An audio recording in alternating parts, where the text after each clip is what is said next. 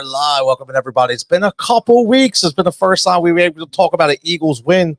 We haven't talked since the Phillies unfortunately broke our hearts a little bit. They're not here. As always, this is Pike's Pub Live. This is real sports talk, sports betting, fantasy football, you name it, local, national. Call-in line is open for everybody in the Heat Ratio sports family, the Windale sports family, the Sirius XM family, everybody watching all over, live on Facebook, live on YouTube, live on X. You name it, we are live. Get your comments in, get your questions. We got some bets that we're going to place for a doubleheader Monday night football game. We got the call in live. The line is open. We want to talk anything from fantasy football. You want to talk sports betting. You got some questions for your lineup. But as always, you got some Eagles questions. You got some Eagles reaction. You got some Phillies reaction. A lot of stuff going on right now. And listen, it is really nice to say that Saquon Barkley is the king, the new Philadelphia king, right? I mean, honestly, how can you not be excited about Saquon Barkley? Listen, the biggest question for tonight is, are you okay now? Has your faith been restored? Right? Are we okay? Do you feel okay now? Has your faith been restored in the Philadelphia Eagles? Are you okay? Are you okay? Are you saying, okay, you know what? We're back on the right path. Did a lot of interesting things the other day. Okay, so we want to know. Check it in, check it online, check in here at Pike's Pub right here on 455 2nd Street Pike, the home of the $3 lunch specials. We got an open bar, we got open food, we got a kitchen open, we got all the screens on, we got the pool tables going, we got the golden tea machine.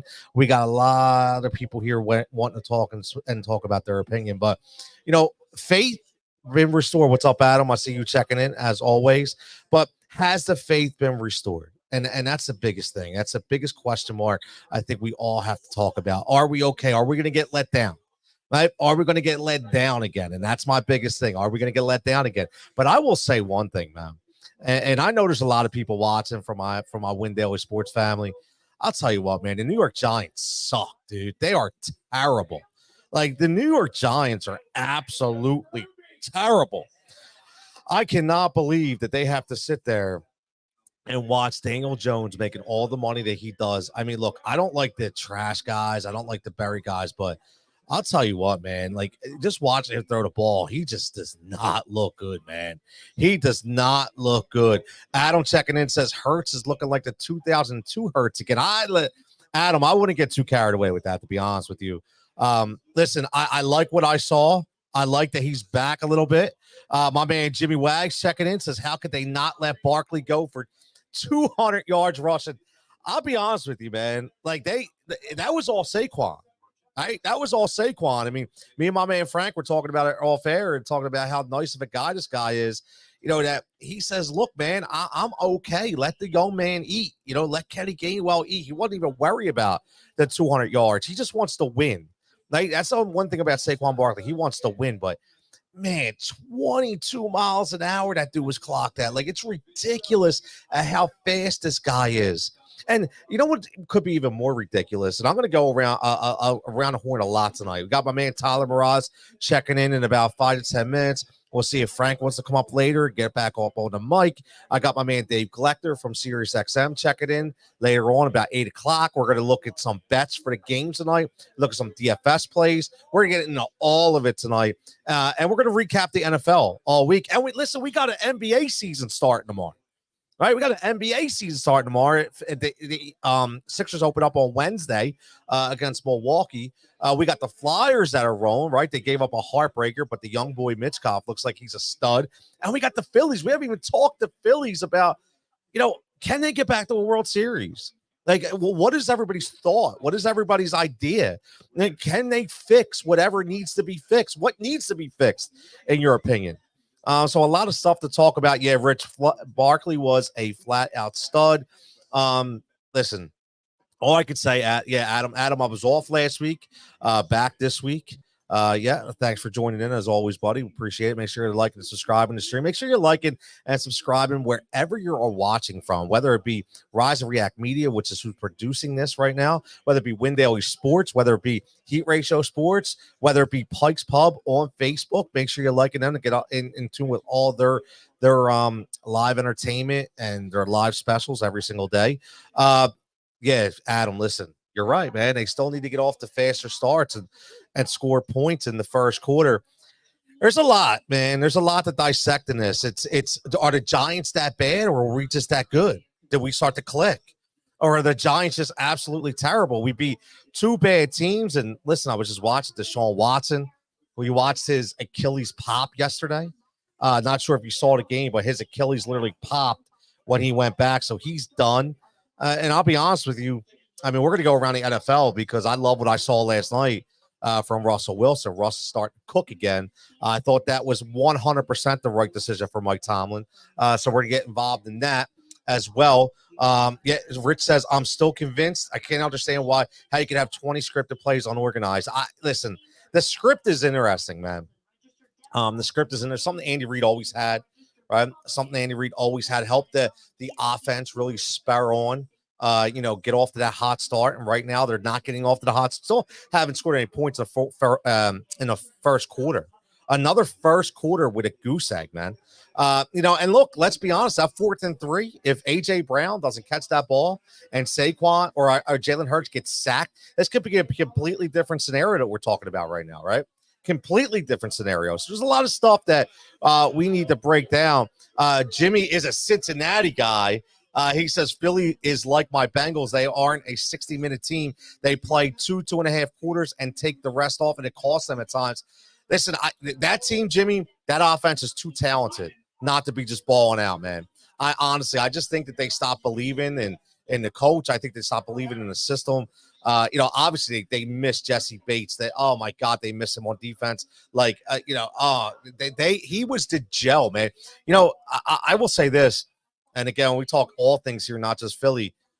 Jesse Bates was like your Brian Dawkins on that Cincinnati Bengals team, right? So, Brian Dawkins was the glue that held this secondary together, and that's what Jesse Bates did. And now he's in Atlanta balling out, and Cincinnati looks like they can't stop anybody, right? So unless they score 30 to 40 points, they're not going to win a lot of games. Exactly, Rich, exactly. Should still be scripted. I agree, man. It should still be scripted, those first few plays. And again, right? Yeah, it doesn't help that the owners are cheap. Yeah, your owners out there in Cincinnati have always been cheap, man. I asked Marvin Lewis all those years Marv was out there, right? If you ask all those years that Marvin Lewis was out there, how many times he wanted free agents, he couldn't keep guys, he couldn't bring guys in, he couldn't build a team. That's not the problem here, right? That's not the problem here. I'm just trying to figure out. Yeah, Rich says, I like the fact that Moore finally had Hurts in both shotgun and under center. Yeah, listen, 100%. I like using the linebacker as the fullback. How about that little wrinkle in there? Using number 57, I forget the guy's name. I'm sure one of the listeners will let me know. I Van something, I forget. But again, what was nice about that is you go I formation, and I'll tell you what, Saquon is so fast to bump out on the side and run up that line, man. He's unbelievable. And I'll tell you what, Cam Jurgens played a hell of a game at center. Play a hell of a game. He's out and block, and then Steen comes in and plays a hell of a game out, for Becton, who goes out again, right? Fred Johnson kind of held his own out there for Jordan Mailata, and he's going to have to continue to do that. Listen, Stoutland University, man, it's all about Jeff Stoutland. We talked about that. He has these guys ready at any given time. Yes, Adam, we got to take it game by game, right? Game by game mentality is what we're always going to do. It's a game by game mentality. But the thing is, we actually have stuff to talk about, right? We actually have stuff to talk about. And that's what's nice about this. Yes. There you go. My man, Richie D, checking in. Help me out. Ben Van Sumeren. Van Sumeren, number 57. I knew the number. I forgot the guy's name. Van Sumeren going into block, man. That was a nice little wrinkle that we finally saw, to elevate that running game next level. And again, man, like Saquon doesn't even need a crease, man. He just needs a little bit, not even a little bit of space. He makes his own space, but the guy is so elite, man. And now you see why. Now you see why we paid to get this guy here. And everybody in New York that said this guy was washed, said this guy couldn't play anymore. I welcome that conversation, man. Are you just being a hater? Okay, because I'll tell you what, from what I saw, this guy's got many, many years left. This guy looks prime and ready to lead this team to the next level, man. So I just say keep feeding this guy. 17's not enough, man. I want this guy to get 20 to 22 touches a game, man. Like 15 to 17 is not enough. I don't care how many yards he has. You got to continue to go. I like how they opened up with A.J. Brown, open up to the best receiver in football, in my opinion, especially on that slant. Okay, yes, I did say it, man. Listen, I'll be honest with you. I know everybody talks about Justin Jefferson, but when you talk about hands, you talk about strength, you talk about ability, A.J. Brown is one of none other, man. There's nobody next to A.J. Brown, in my opinion. And that's what you need to continue to use. You need to continue to use. Adam says, how about that defense looking great this week? And last 2 weeks, only giving up 12 points in 2 weeks now. Is that because the Cleveland Browns are not that good? Is that because the New York Giants absolutely stink? Like, what is it? Is it both? Or is it these guys are actually starting to ball out a little bit? Is it these guys? Listen, we saw Bryce Huff finally get involved a little bit, right?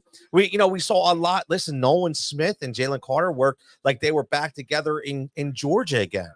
Like they were two Bulldogs and rookies at the line, man. They looked like they were in sync. And if you listen to who was it? I think it was on the PHLY post-game show. Vinny Curry was checking in, and Vinny Curry was checking in, and what he said specifically was, look, man, the way these two guys, they commingle together was one of the biggest reasons why, right? It was one of the biggest reasons why they became successful in that game. So I absolutely loved it. Rich says, Barkley used that truck stick with that pass. This line is number one running back in the league if they keep feeding him. 100%. The line is elite. The line is elite. And if they keep feeding this guy to rock, you're always going to have success, man. You're always going to have success. 100%. Rich says, I believe that this week is going to be a shootout with the Bengals. What's up, Matt? What's up, brother? I agree, man. Rich, I completely agree. I think, and again, it got flexed, right? Not surprised. You got the Jacksonville game that got flexed. Not surprised. All these games get flexed by the Eagles. I mean, look, it is what it is. I'm not minding it. I'm not hating it. But this defense on the Cincinnati Bengals is absolutely garbage. Right. So if we can't score a point in the first quarter against the Bengals, I don't know if we could score against anybody in the first quarter because they actually might be worse than the Giants. Okay, they actually might be worse than the Giants. That's the crazy thing, man. That's a crazy thing. Listen, I'm just happy we got a win, man, because I'll tell you what, I said this, the other day. I'm so glad that I can go on the weekend and talk national sports on Sirius XM because I would kill myself if I had to talk about the Eagles every single day. It's the same thing every day, right? Like, you got to get some new material every now and then, which is like what I like to do about it, right? I like to get that new material. So when you want to get that new material, start talking about different things, throughout the NFL. I mean, let's talk about last night real fast. Let's talk about that game. I mean, you talk about problems. I'll tell you, the Jets got some problems, man. Like, they got some problems. Like, that team, Joe Douglas is on his way out. Like, this team loses again, Joe Douglas on his way out. I mean, this has been an absolute clown show out there, man. Right? It's been an absolute clown show. And then you look at Pittsburgh again, man. I can't stop. I can't stop getting happy over Pittsburgh, dude, because I'm a Mike Tomlin guy, and I love the decision to go back to Russ. And you saw the different trajectory. They talked about it. They talked about it on the program. The trajectory of the ball to George Pickens. You got to get your playmakers involved, man. Everybody got talking about 10 touchdowns. But guess what? It was actually only 5. Justin Fields threw 5 touchdowns. Okay, he ran for 5, but he threw 5. He threw 5. Okay, 5 touchdowns is not going to get it done. That's not going to get it done. Not going to get it done, man. 100% not going to get it done. I'm telling you right now, it's not going to get it done. You got to do a little more, man. You got to do a little more. And I think that's exactly why he made the decision that he did. And, he talked about that's why he's very well compensated, right? I think that's why he is one of the best coaches, if not the best coach in the National Football League because of what he did last night, right? He trusted the veteran. Listen, and I'll tell you what, man, if Justin Fields is in Chicago and this happens in Chicago, Justin Fields talk about the way he reacts is completely different. It's completely different But because he's been brought into this culture in Pittsburgh, okay, because he's been talked about it, that's why he was exactly as, listen, he was professional about it. His sportsmanship was on another level. He knows. My man Prince checking in. What's up, Prince? We're gonna get. Did you get the parlay Discord, man? We got the bets in Discord. I'll go over them again. Got 4 parlays night. Hit the big parlay last night for 1080 plus 1080. We got a little garbage time by Calvin Austin. Calvin Austin got us the over 13.5 at the very end. What's up, Jake? At the very end, man. Got it at the very end. Enough to cash it in, man. Enough to cash it in, which was nice. We got the parlay hit. Rich says Jets offense is in shambles. Rodgers controls his team, and he looks horrible. You know what? He doesn't look horrible, but he looks like he's been hindered, man. The leg is hindering him a lot. I don't care what anybody says. That leg is a problem. Okay? That leg is an absolute problem, and it's going to continue to be a problem. He is not 100%. He is not 100%. Now, make sure you keep it in two. We got 2 games tonight. Obviously, we got Baltimore. We got Tampa Bay. We got the Chargers. We got the Arizona Cardinals. Okay, we're going to go look at both of those games from the betting perspective. We're going to break down some bets. Yeah, if you got any fantasy football questions, this is just like the series show that we do. Again, call in. The number is in. Listen, the link is in the comments. All you need to do is grab your phone, click on it, boom. You get live on the air. You don't need a camera. Okay, you don't need a camera. It's just like a call-in number. It's just a click, man. You check it in. You check in, get in there. Anything you got. My man Prince says, I just played the ones that you – oh, nice. Listen, Prince, I'm on a heater, man. I'll be honest with you. We'll be hitting at least one big parlay a weekend. Okay, so we can continue that route. We're up 14-4 in cross bets, and we've actually hit 36 single bets the last 2 weeks. Okay, so we are a betting machine right now. We are loving it, and we're having fun over there at Windale Sports. Make sure if you want to get involved, use that code word HEAT, HEAT, to get your 50% off.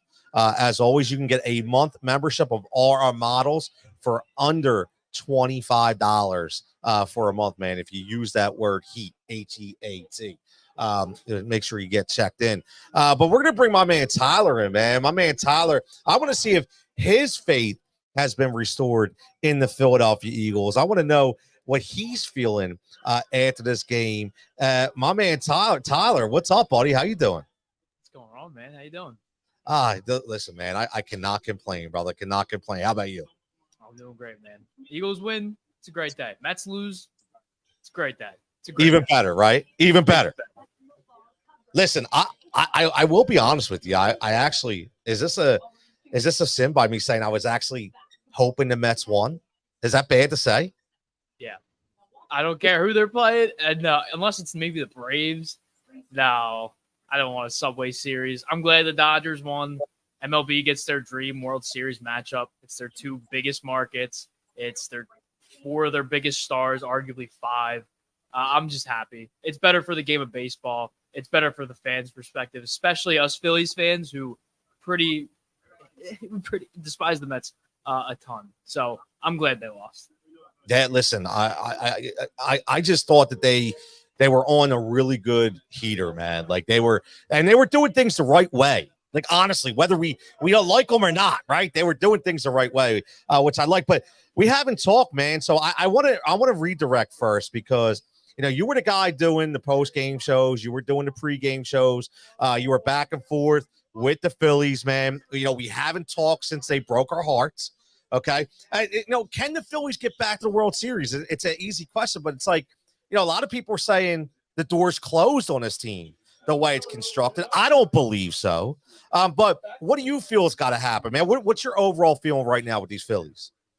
I feel like they need to address the outfield because I don't think that Johan Rojas has shown any progression. I think he was the same as he was last year. You know what you're getting from him. You're getting elite defense and you're getting a below average bat. And same thing with Brandon Marsh. I think that needs to be a serious question they look into. Are they going to go all in on Juan Soto? Are they going to pivot to someone like an Anthony Santander? So I really think it's the outfield. I feel like the bullpen's fine. They just underperformed in the playoffs. The odds of that happening again are very low. So bring back Hoffman, bring back Estevez. I think the rest of that bullpen's fine. So I really think it's just the outfield. Yeah, listen, man. I'll be honest with you. I would bring back Estevez. Like I like what you just said because a lot of people are hating on Estevez.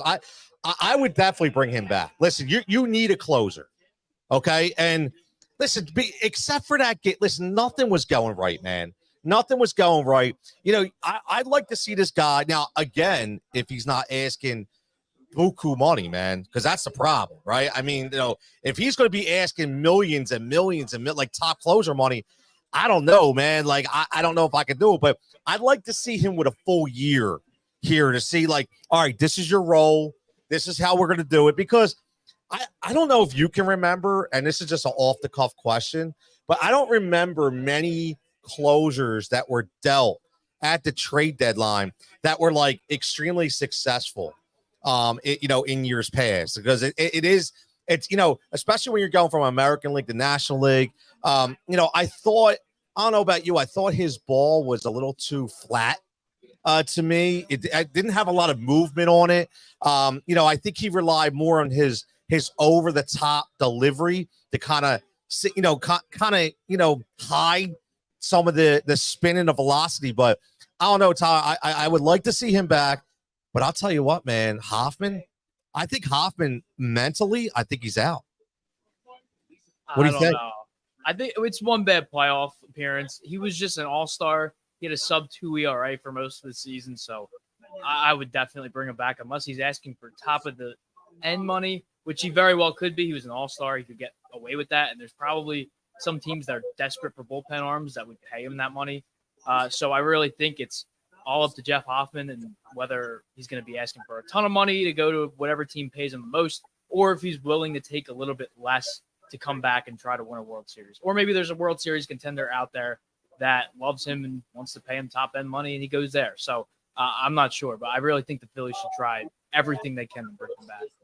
Yeah, listen, man, I think, you heard Dombrowski talk. He didn't give you a lot. Again, he's a tight to the lip kind of guy. I still think that the Juan Soto pipe dream is over. I think anybody that thinks that, I still don't see it. Honestly, I still don't see it. But let's get to the comments real fast because I know this came up. My man Jimmy ain't here yet, but I know he wanted me to talk about this. And I know Adam's asking this and Rich is talking about it. Adam says, what do you think of Topper coming back and all the coaches? Rich says he's shocked that they're all coming back. Thought the hitting coach of Kevin Long would be gone. I don't know if you could put this on a hitting coach, man. Like, I'll be honest with you. I don't put it on Kevin Long. I really don't. I mean, eventually these guys, bro, they got to hit, man. Like, they've hit before, right? They've hit before. Now, all of a sudden, their approach is wrong. Their approach was good 2 years ago. Remember, we were all bowing down to Kevin Long. Best hitting coach in all baseball. Look what he did to Brandon Marsh. Look what he did to this guy. Look what he did to that guy. And now all of a sudden we want to get him out of here. I think that this whole staff deserved to be back. I do. Big Golden Tee game going on right now, if you could hear it. Big Golden Tee game going on. Yeah, listen, honestly, I think they all deserve to be back, man. What about you? Yeah, I don't see any reason of why they would be let go. But I do feel like this is probably a good amount of the staff's last dance. If the Phillies don't at least make it back to the World Series this year, I think you're going to see significant changes in both the coaching staff and the players, even key players like Castellanos, Schwarber. This could be their final year with the team. But I'm all for running it back. You just got unlucky. You faced the hottest team in the league. They lost to the Dodgers, who have Shohei Ohtani, Mookie Betts, Freddie Freeman. They're a super team. So I feel like the Phillies have all the tools they need. They just have some minor things they have to work out. And I feel like the coaching staff does a good job. I like Caleb Cotham. Still think Rob Thompson's a good manager. I mean, we just won the division. I know it doesn't mean anything. Me personally, I preach on here about how playoff success is the most important thing. And it is. But we've had playoff success. It's gotten downhill the past couple of years, but still made a World Series 2 years ago. You were a game away from it last year, and everything went wrong this year. You're not going to win every year. You're not going to make it to the World Series every year. I mean, look at a team like the Dodgers. They're 4 wins away from winning their first legit World Series, and I don't even remember the last time. I probably wasn't even born yet. So, I mean, it takes time. And once you're in it, because Dombrowski has those teams where they don't always win it, but eventually they do because he keeps the team competitive. He runs the same cores back, just adds minor pieces. And I think the coaching staff is a big part of that. And I think Rob Thompson was one of the biggest reasons that the Phillies even made it to the World Series. I know the bats were hot, but his bullpen management, his lineups were phenomenal. Wasn't great in this postseason, but nothing was going right. So I really don't think that you can blame the coaching staff all that much. Nah, listen, I don't think so either. I'm going to be honest with you. I really don't. I don't think that you can really listen. 95 wins is 95 wins, bro. Like at the end of the day, I don't. You know, we're not talking about a monumental collapse here. I'll be honest with you. I actually think that last year was worse than this year. Right? I mean, like we had the lead, bro. Like that last year to me was worse than this year. This year just hurt because, again, the whole talk was win the division, right? Get the bye, right? And that's what we did. And I do feel a little bit that these guys got a little too lackadaisical. You know, and hear me out for a second. This is what I think. I think that they have fell in love with the premise that they can flip that switch whenever they want, right? It's okay. We don't hit for a week. We'll be fine.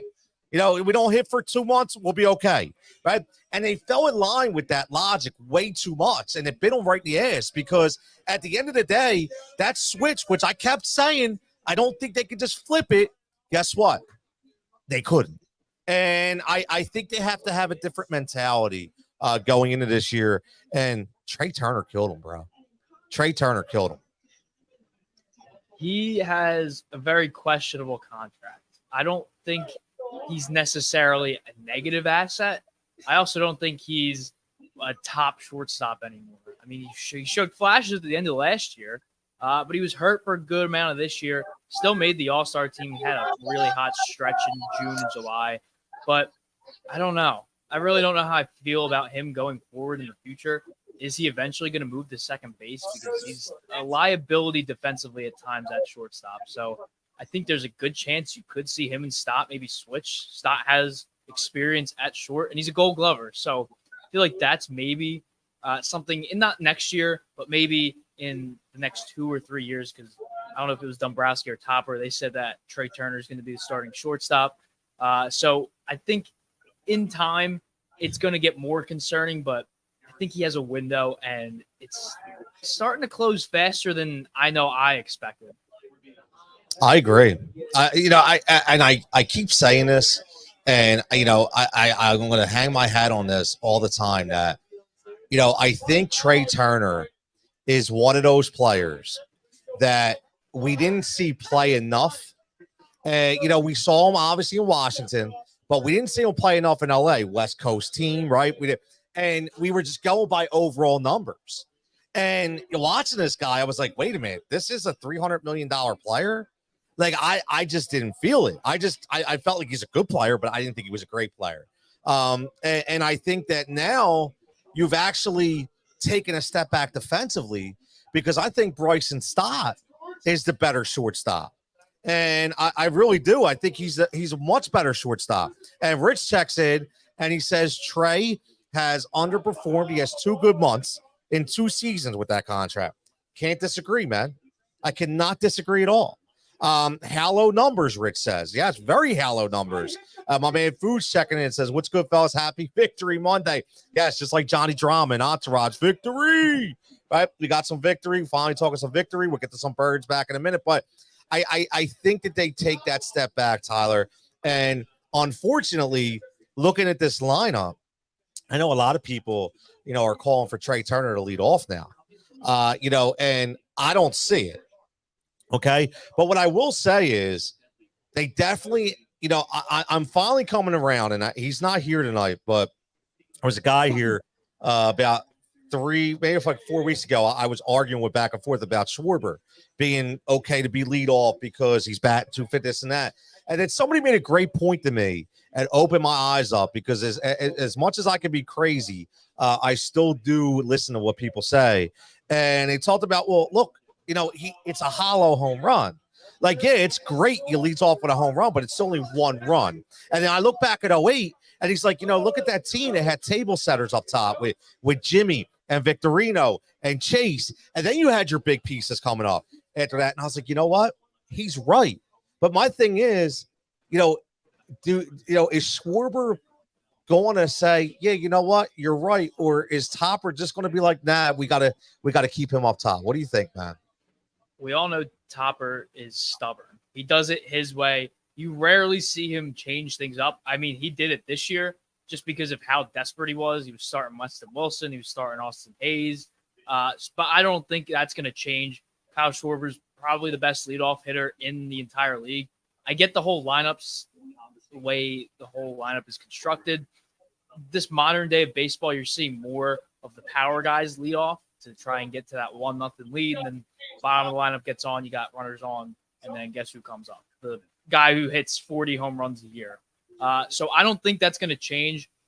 If the Phillies maybe struggle as a whole next year, I could see potentially Trey swapping, maybe Bryce bats second, like you see the Dodgers. Ohtani bats first, he bats leadoff, and that's huge for them. So I don't see why the Phillies would do it, only if they were struggling. Yeah, I mean, look, the biggest thing I look at is who do we have to do it, right? I mean, like, a lot of people were saying, before this year, I have Bryson Stott, right? But you look at Bryson Stott this year at 245, I still think he could lead off. I really do. I think that he takes a lot of good pitches. I think he has really prolonged at bats. And, yeah, maybe he only hit 245, but I want to get to this for a minute because I blame this on Rob. I blame Rob Thompson for the regression of Bryson Stott. This is a young kid who played every day.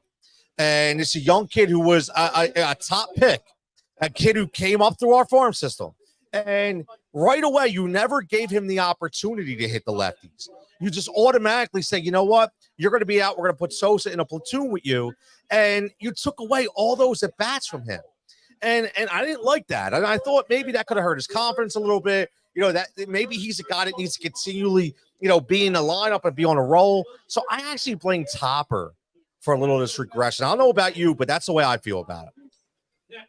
I disagree slightly just because when Joe Girardi was the manager, Bryson Stott wasn't even playing. He was just sitting on the bench. He wasn't even getting at bats. And then when he was fired, because he was playing Didi Gregorius over Bryson Stott, and Didi Gregorius was pretty awful at that point. And then what happens when Girardi's gone? Bryson Stott. And Bryson Stott gets in there, man. And that's exactly what happens. You got Bryson Stott comes in, and Bryson Stott continues to, listen, he had a hell of a playoff last year, right? I mean, that's the one thing. He had a hell of a playoff last year. Got a little connection problems with Tyler. I'm sure he'll be right back. No big deal. Stott is a stud, right? Stott is a stud on defense. He's only given up 4 errors all season, right? Decent to play. Give him a shot to bat against lefties. That's what I say. Give him a shot, man.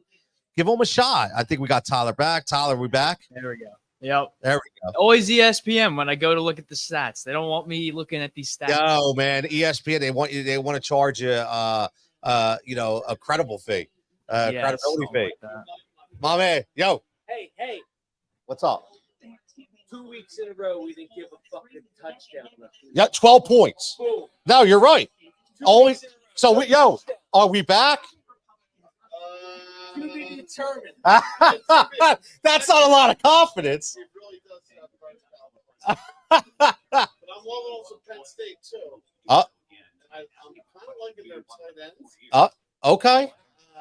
So check them out. All right. I will check that out. Really? I'm not a Goddard guy, so I could use a nice tight end on this team. I love it, man. Love it. See, fellas, be careful. As always, man, talking Eagles. Everyone wants to talk Eagles, and we're talking Eagles, we're talking Phillies, talking Flyers. We got Sixers coming up, man. Ty, we got all kinds of stuff to talk about. But Rich says Stotts is still on defense, give him a shot against lefties. My whole thing is at this point, Tyler, you have to do what's best for this team to win.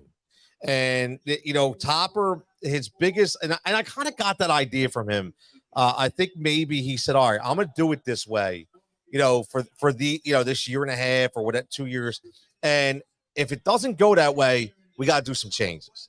And I think that conversation was had. And I think he's a baseball guy. Like, he's not dumb. I say it to people all the time. Like, this dude's not an idiot. Like, he wants to win, right? I mean, this guy's been around baseball forever. He is a baseball lifer, man. That's what he is. He's been on tremendously fundamentally sound teams.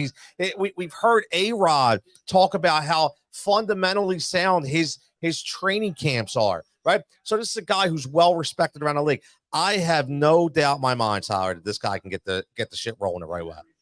Yeah, and you saw it in 2022. I mean, he had some questionable moves, and I forget Zach Wheeler getting pulled in Game 6. Kind of cost the team, but up to that point, he made all the right decisions. Everybody around the league talks about how great of a coach he is, how well respected he is, and he's just won the Phillies their first division title since 2011. So he has all the tools. I just think baseball is all about momentum. And the Phillies had none of it going into the postseason this year, some last year, a ton the previous year. So I think it's all about momentum because then that fuels Rob Thompson to make the right decisions. But going back to Stott, his lefty, he's batting .223 against lefties this year. His slugging, .277. The league average is .414, so well below average. And you're trying to win. I have no doubt in my mind Bryson Stott's going to be a perennial all-star in the next few seasons. But right now, when you're trying to win, someone like Edmundo Sosa or Weston Wilson, who's batting over 300 against lefties, I think that I don't really necessarily think it's hampering his development at all. He's still got 112 at-bats against lefties. So I just think I don't know what kind of approach he needs to take. He's very good at taking pitches, draws a lot of high count at bats. So I don't know specifically what to do. That's not my job to figure out. That's Kevin Long's and Bryson Stott's. But yeah. But also going back to Trey Turner, you look at somebody like Francisco Lindor. Lindor is in his 4th season with the Mets. The previous 3 years, people were saying he was the most overpaid player in the league. Finished 9th in MVP voting twice. Didn't make an all-star. But look at him this year. He's most likely going to be the NL MVP runner-up, and he was 2 wins away from the World Series. He's the best player on the second-best team in the National League this year. So I think Trey Turner, in time, I think he'll have one season where he just breaks out, and that might be his only good season with the Phillies at least. I mean, Lindor's 30 now, and Trey is 31, so could be slightly different, but it's an interesting note because these two have been compared a lot. They have. And I listen, I'm a Lindor fan. Like, I've always been a Lindor fan. I loved him when he was in Cleveland. And listen, he got the bag. I get it, right? He got the bag and he didn't produce. But you saw the kind of player he is. He's a very heady baseball player. Respects the game, understands the game, plays it the right way. I really like that guy. I'm glad that he was able to come back. And the other thing about him is, here's a guy who's got the bag, guaranteed contract, but getting 4 hours of treatment a day just to be able to play, right? Like, people forget about that, bro. Like, you got a guy like Deebo Samuel that's coughing on the field. He's running off. He can't play, right, in the NFL. And you got Lindor, who's got a back that's ready to break in half, that is getting 4 hours of treatment a day to play, man. So shout out to him for that, man. Listen, that's the Philly kind of player. I'll tell you that 100%. Now, Rich checking in says, what moves do you think Dombrowski will make this offseason? And Adam says, is Hayes or Marsh coming back? This is going to be, listen, I think they've already alluded to it, that he said Castellanos and Marsh, and then we'll see. So they feel like, listen, but Marsh is not an everyday player. I think we know that, right? We understand that. So you have Castellanos, but you have to go out there and get a bona fide power bat in the outfield. And, listen, whatever this Austin Hayes experiment was, it was terrible.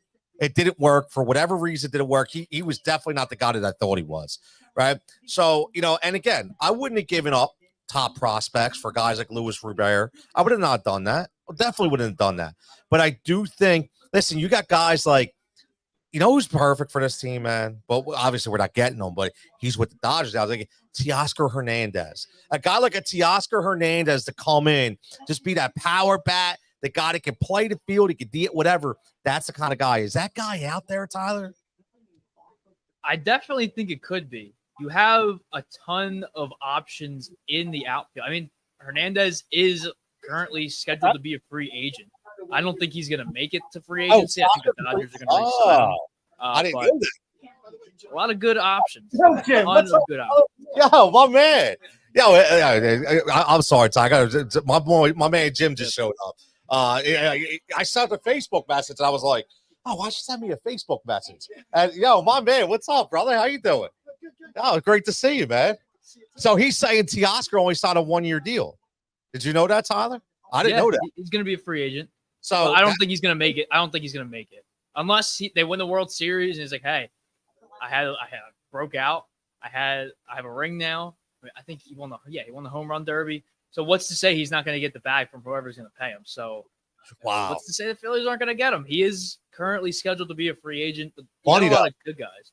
I mean, obviously, I think they're all in on Juan Soto. I really do.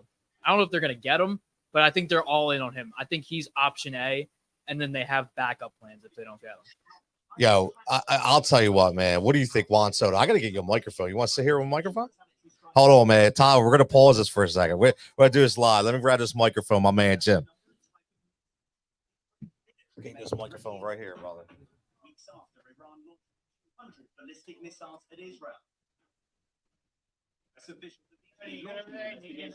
Oh, good, man. Thank you. The document originated from the USA.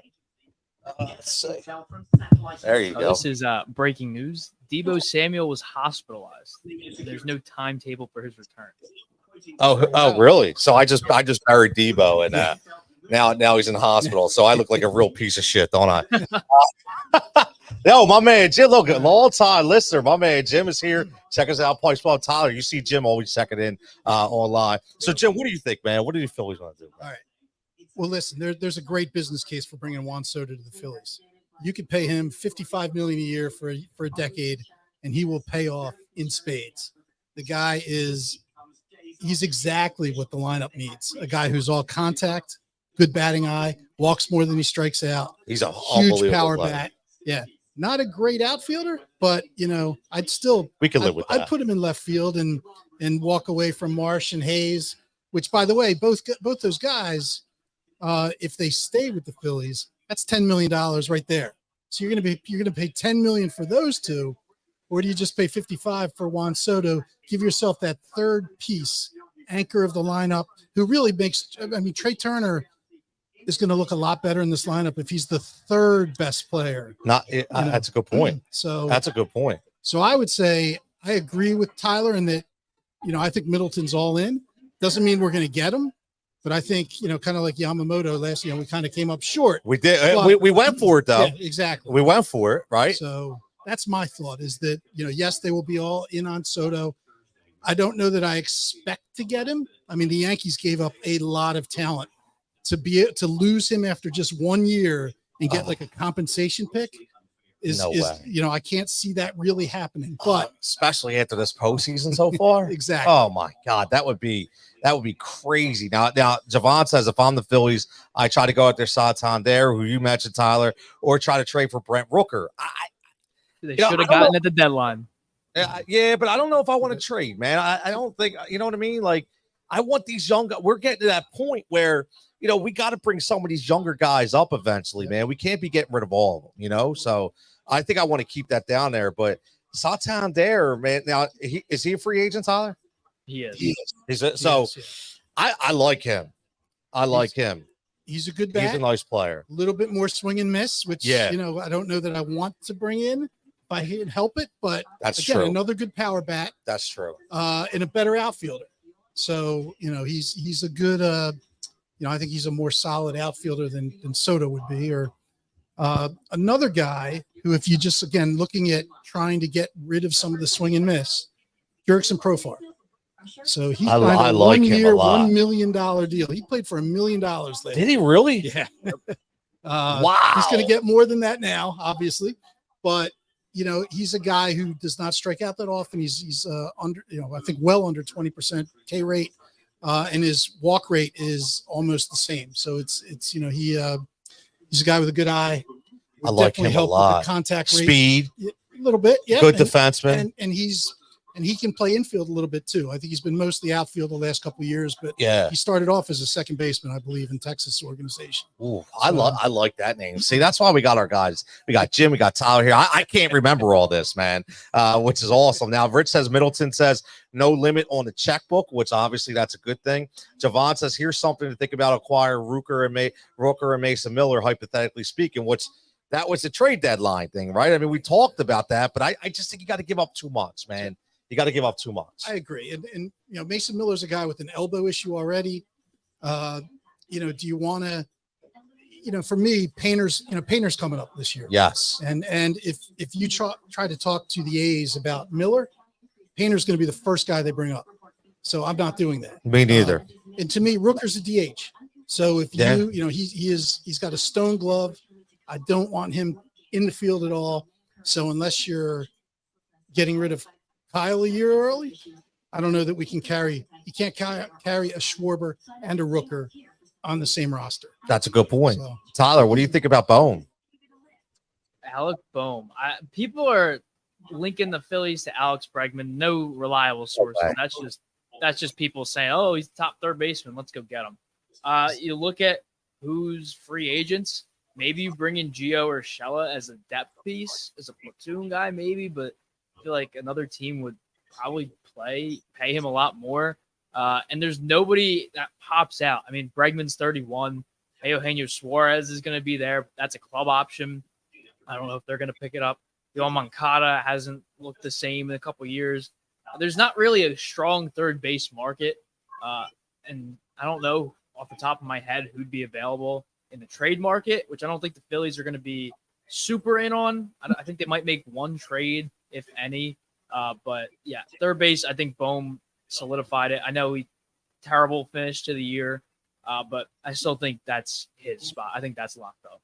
Yeah, I'm not giving up on Bohm. I don't know why everybody wants to give up on Bohm. I mean, he's a young guy, man. Like, Jesus Christ. You know what I mean? I know he had a problem and stuff like that, but you're not ready to give up on him, are you? Yeah. Listen, hand issue for a hitter. Yeah, that's not good. You're not going to finish the year strong coming back with a hand issue.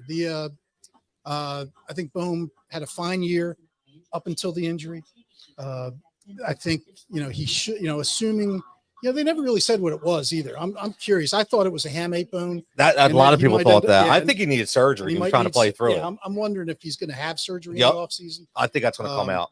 But I wouldn't. Though for me, Bohm's your third baseman until Aiden Miller's ready to come up, and you let him walk at that point, because I don't think I would, even if Aiden Miller wasn't there, I don't think I'd pay Alec Bohm free agent money. No, and that's definitely going to come up soon. Yeah, yes, that's going to come up soon. Yeah. Now, Adam wants to know, is Crawford ready to come up and play center field? Now, there's a name. I don't know, man. Not in April. Another year. Yeah, another year. I don't even know if it's a whole year, but he had 220 double-A at bats. You need more. Yeah, you definitely need more. Now, I think the other thing will be Garrett Stubbs. I think, listen, as much as I love Garrett, and it's Rafael Marchand is going to be the back. I mean, I think we all agree on that, right? I think so. Although I'm not as high on Marchand as like most of the bases. I mean, the guy had 51 at bats in the majors. He did fine. I mean, it was a good 51 at bats. But if you look at his minor league record, he had, so in 51 at bats, he had 3 home runs. And so, hey, that's awesome. In 1,500 minor league at bats, he had 9 home runs.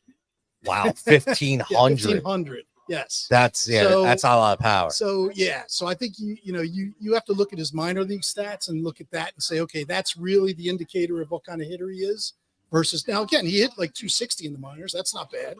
But you're going to get a punch and Judy hitter who's had injury issues. That's true. And that's true. Yet the fan base is like, he's the guy. Get rid of JT and there's it's like, people are idiots. You can't do that. Yeah, people are idiots. Now listen, as a come part-time on. player, if can he play 40 games and JT plays 120 if he can stay healthy, then I think that's great. That's all I want. Yeah, that's all I want. And I know the people that want to get rid of JT are knuckleheads, man. Like, I mean, come on. Like, now Adam's already asking how many more years do you think JT has? Listen, people have to remember. That's the contract. Exactly. The contract is he's got one left, and also remember that he did have a meniscus injury that he did cut. Like, that's not easy. Everybody thinks he's like RoboCop. You know what I mean? Like, this guy is, invincible, but he was obviously hurting, man. Like, but he was their best option. So everybody's got to back up on the JT hate a little bit, I think. They have to relax and understand that, this dude was playing and he still was a top level catcher throwing guys out. I mean, I don't think some of those throws right to the bag were unbelievable. I mean, listen, I don't care about the bat. It'll come back. He'll be okay. I'm all good with JT. But what about the relief pitching? We talked about Estevez, but how about everybody else? Now, what do you do there? I mean, we went from stud, all-stars and Schramm and Hoffman and Alvarado's this guy and Estevez, and now it's like, who do we have? Like, I mean, what do we do with this bullpen, man? Like, are you okay with, bring, obviously Schramm's back because he's under contract, but what, you mentioned about Hoffman, you like Hoffman, you think you bring Hoffman back, he's going to want some money, right? What do you do with Alvarado, though? That's the question. Here's a name to look out for. Tanner Scott. He was a trade deadline target. I like him. Got traded to the Padres for an absolute haul. Padres gave up a ton of really good prospects for him. And I really do. With Dombrowski saying there's no limit on the checkbook, he's probably the top reliever besides Hoffman that's in the free agent market. So I really do think that he's a very, very possible option for the Phillies. He's a lefty. He can take over the Alvarado role. Yeah. Love Tanner Scott. Now, what if you had to do one or the other? If you say you could pay one guy, Tanner Scott or Jeff Hoffman?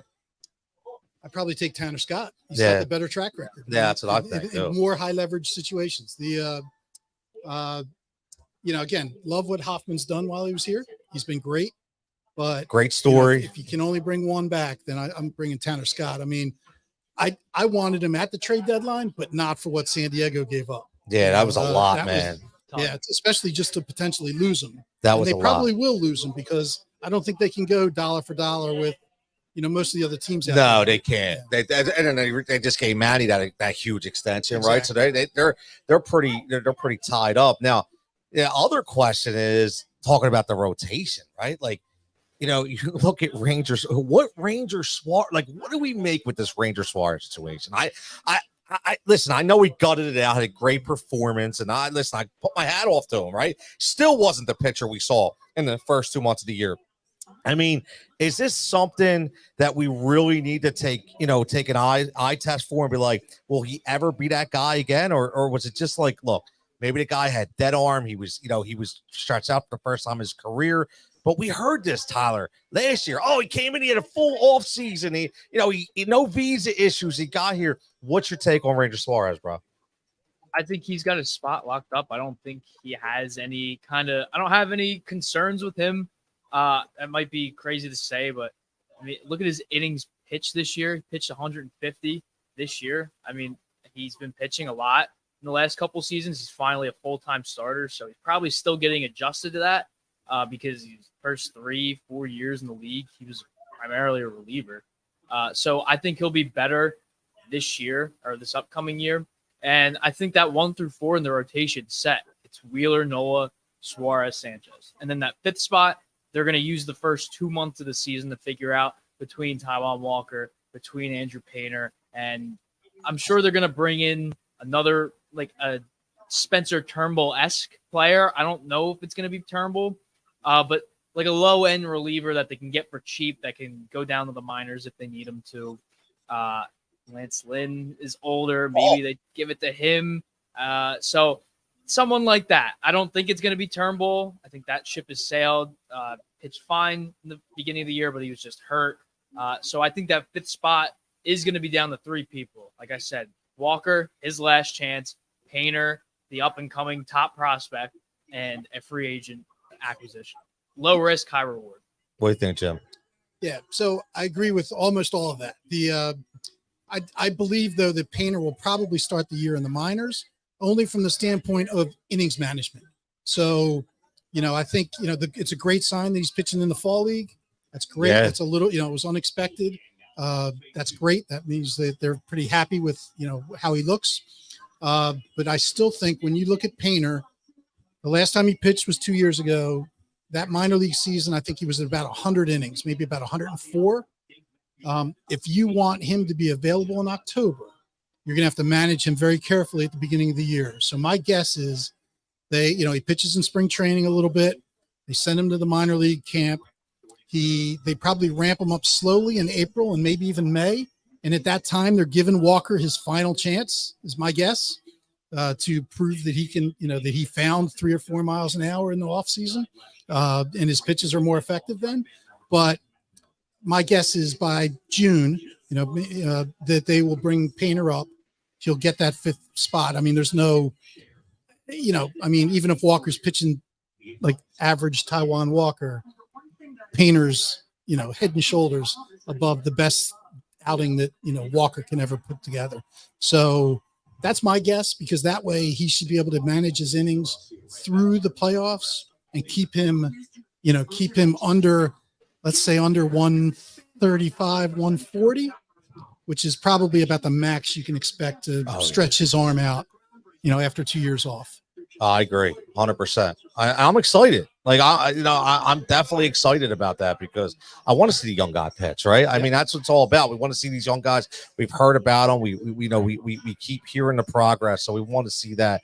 Taiwan Walker, man. Like, I will give Taiwan Walker his flowers, though. Like, as much as he sucked, right? He took the bad press, right? He stood up to the media, answered the questions. He was the first guy in the dugout. He was the biggest cheerleader for the team, right? He didn't have to do that. Like, and all the idiot fans that had to trash the guy, and he had to get off of social media because they were so relentless, and that's just a fragment of this idiotic fan base that we have sometimes. But I really like what he did. And I think that shows a lot. And I think, that shows that he's willing to work. He honestly looked like he was like, I don't know what's wrong. Like, he's like, I don't know what's going on. Like, he really didn't know. So I do think that at least that gives us hope that he'll be able to try to turn it around and give us something. I don't think this will be an Adam Eaton kind of thing.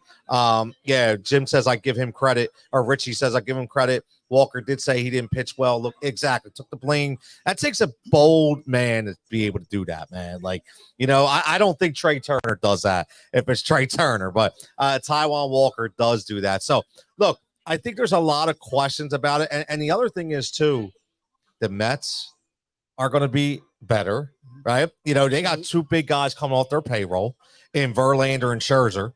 So they're going to be out there looking to spend some money. They're going to spend some Steve Cohen money.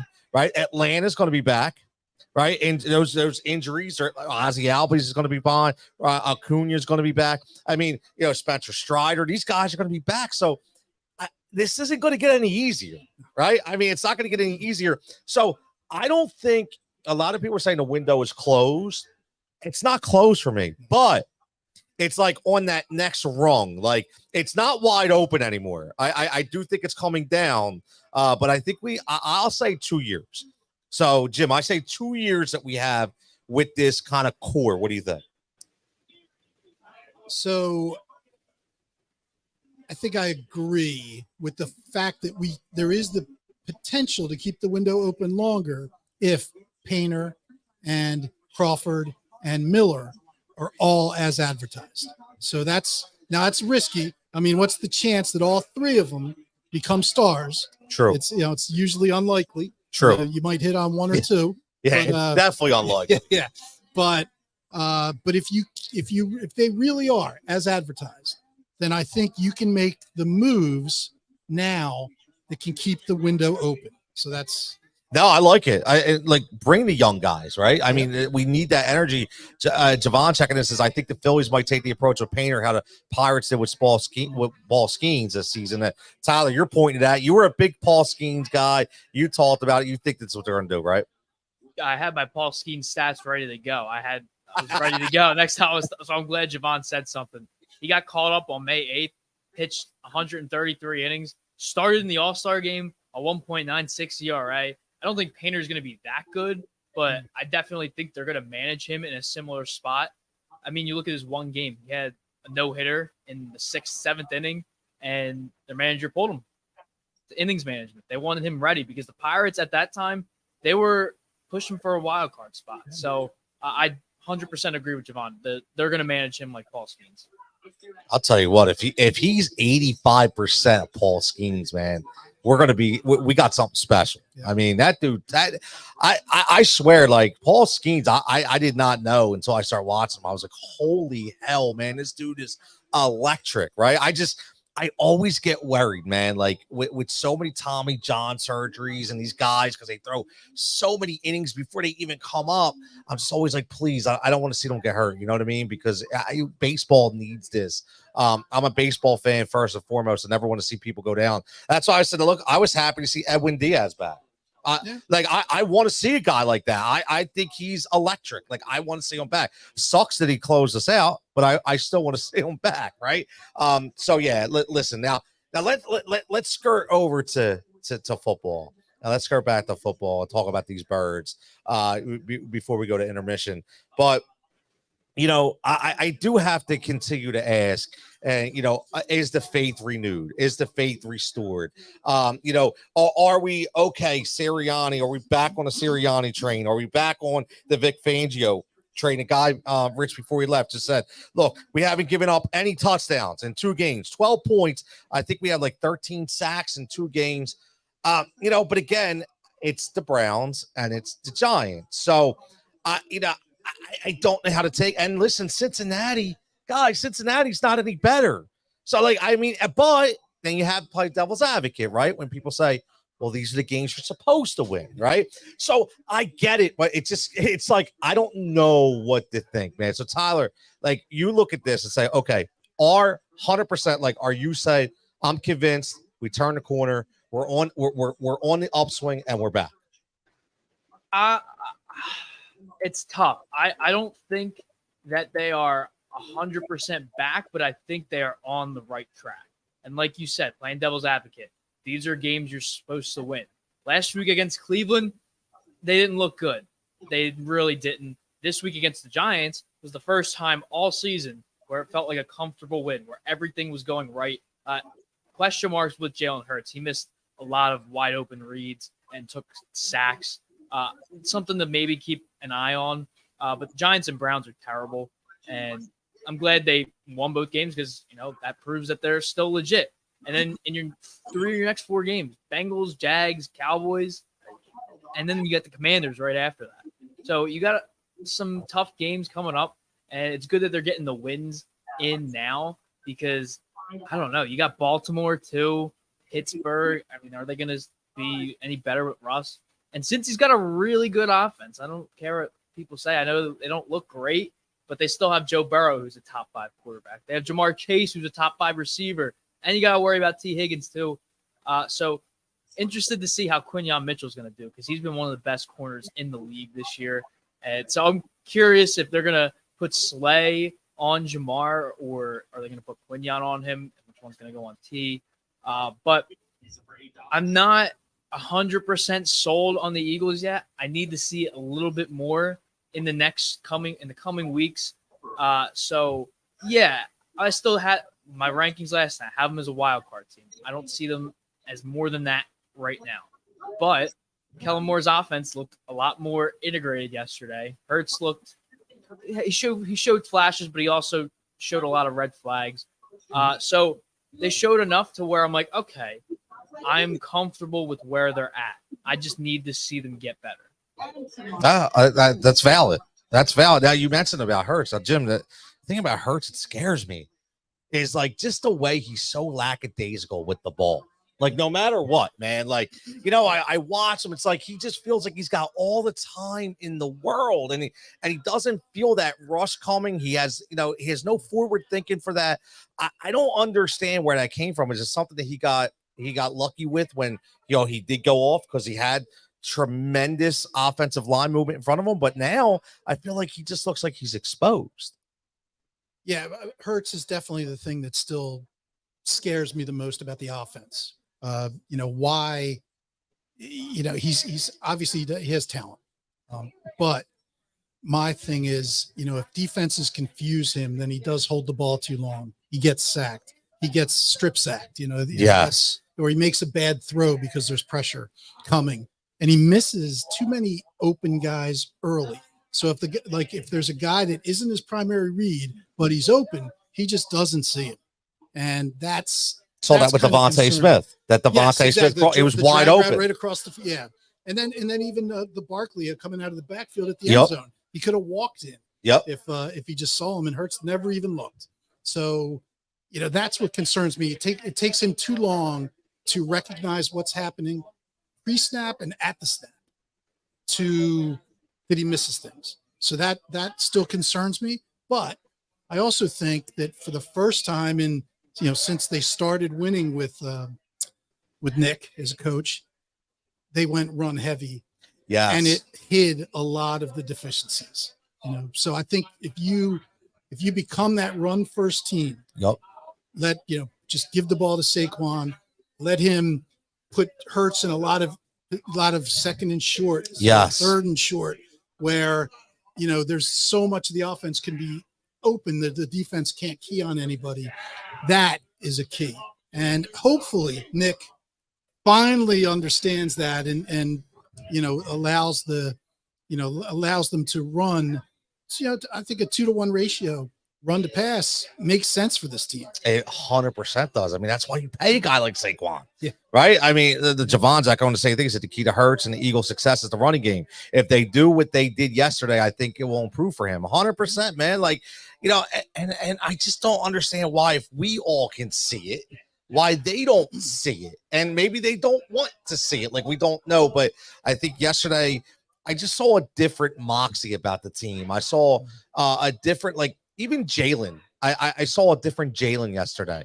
Not from his skills or his talents, but like when he scored and he was jawing back to the fans and he showed more emotion than I've seen the entire year. And I don't know if maybe I don't know what it is, to be honest with you. I don't know, maybe he's that guy that fights with himself to say, I've been trained myself to be so controlled for so long that I can't come out of my shell. Like, maybe he's actually fighting himself internally. I don't know. Javon says that's what made him a success in 2002, a balanced offense with the running game and Hurts tossing 20-25 passes. Exactly. Yesterday, 114 yards, 117 yards. He was the fourth best quarterback of fantasy because he threw for a touchdown and rushed for 2 touchdowns, right? I mean, that's what you want. That makes him productive. And again, they even went back to the tush push yesterday, which my fantasy team didn't enjoy that because I had Saquon. I want another touchdown, right? I was being greedy. I was like, come on, twice. You got to do the tush push twice. Like, come on, man. But it was nice to see them get back. And I kind of do like, I think the defense, it was going to always be a work in progress. I think maybe my mind is, and tell me if you guys agree, that maybe Vic threw too much of a change right in the beginning. And after those first few games, maybe he finally said, the guy's a student of the game, right? He's a veteran. So he was like, all right, I got to work a little bit, ease us back a little bit more with these guys, put them in different.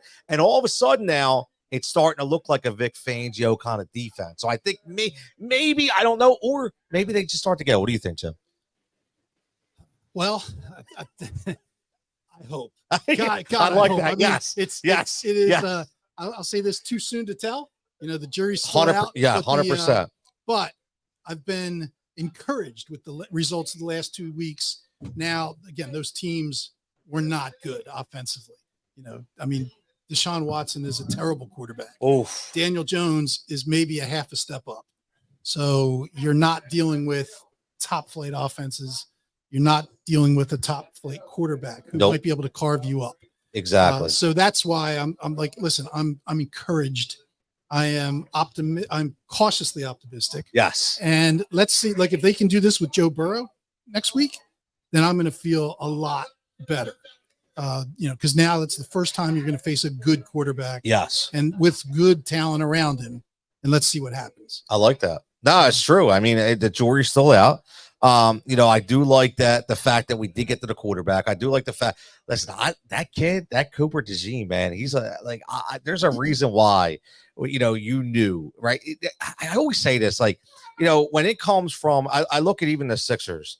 When we talk about Jared McCain, a lot of people would talk about Jared McCain. We should have got him with Adult Connect, and I know my buddy Dave Gleckner that comes on at about 8:15. He's going to talk about that, but the thing is, Jared McCain comes from a program, in Duke that builds, a specific culture, a specific kind of player.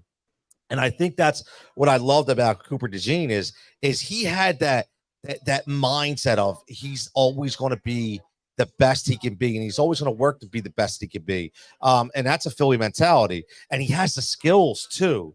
And I love that they put him in that. Finally, no disrespect to Avonte Maddox, but he just wasn't being that guy this year.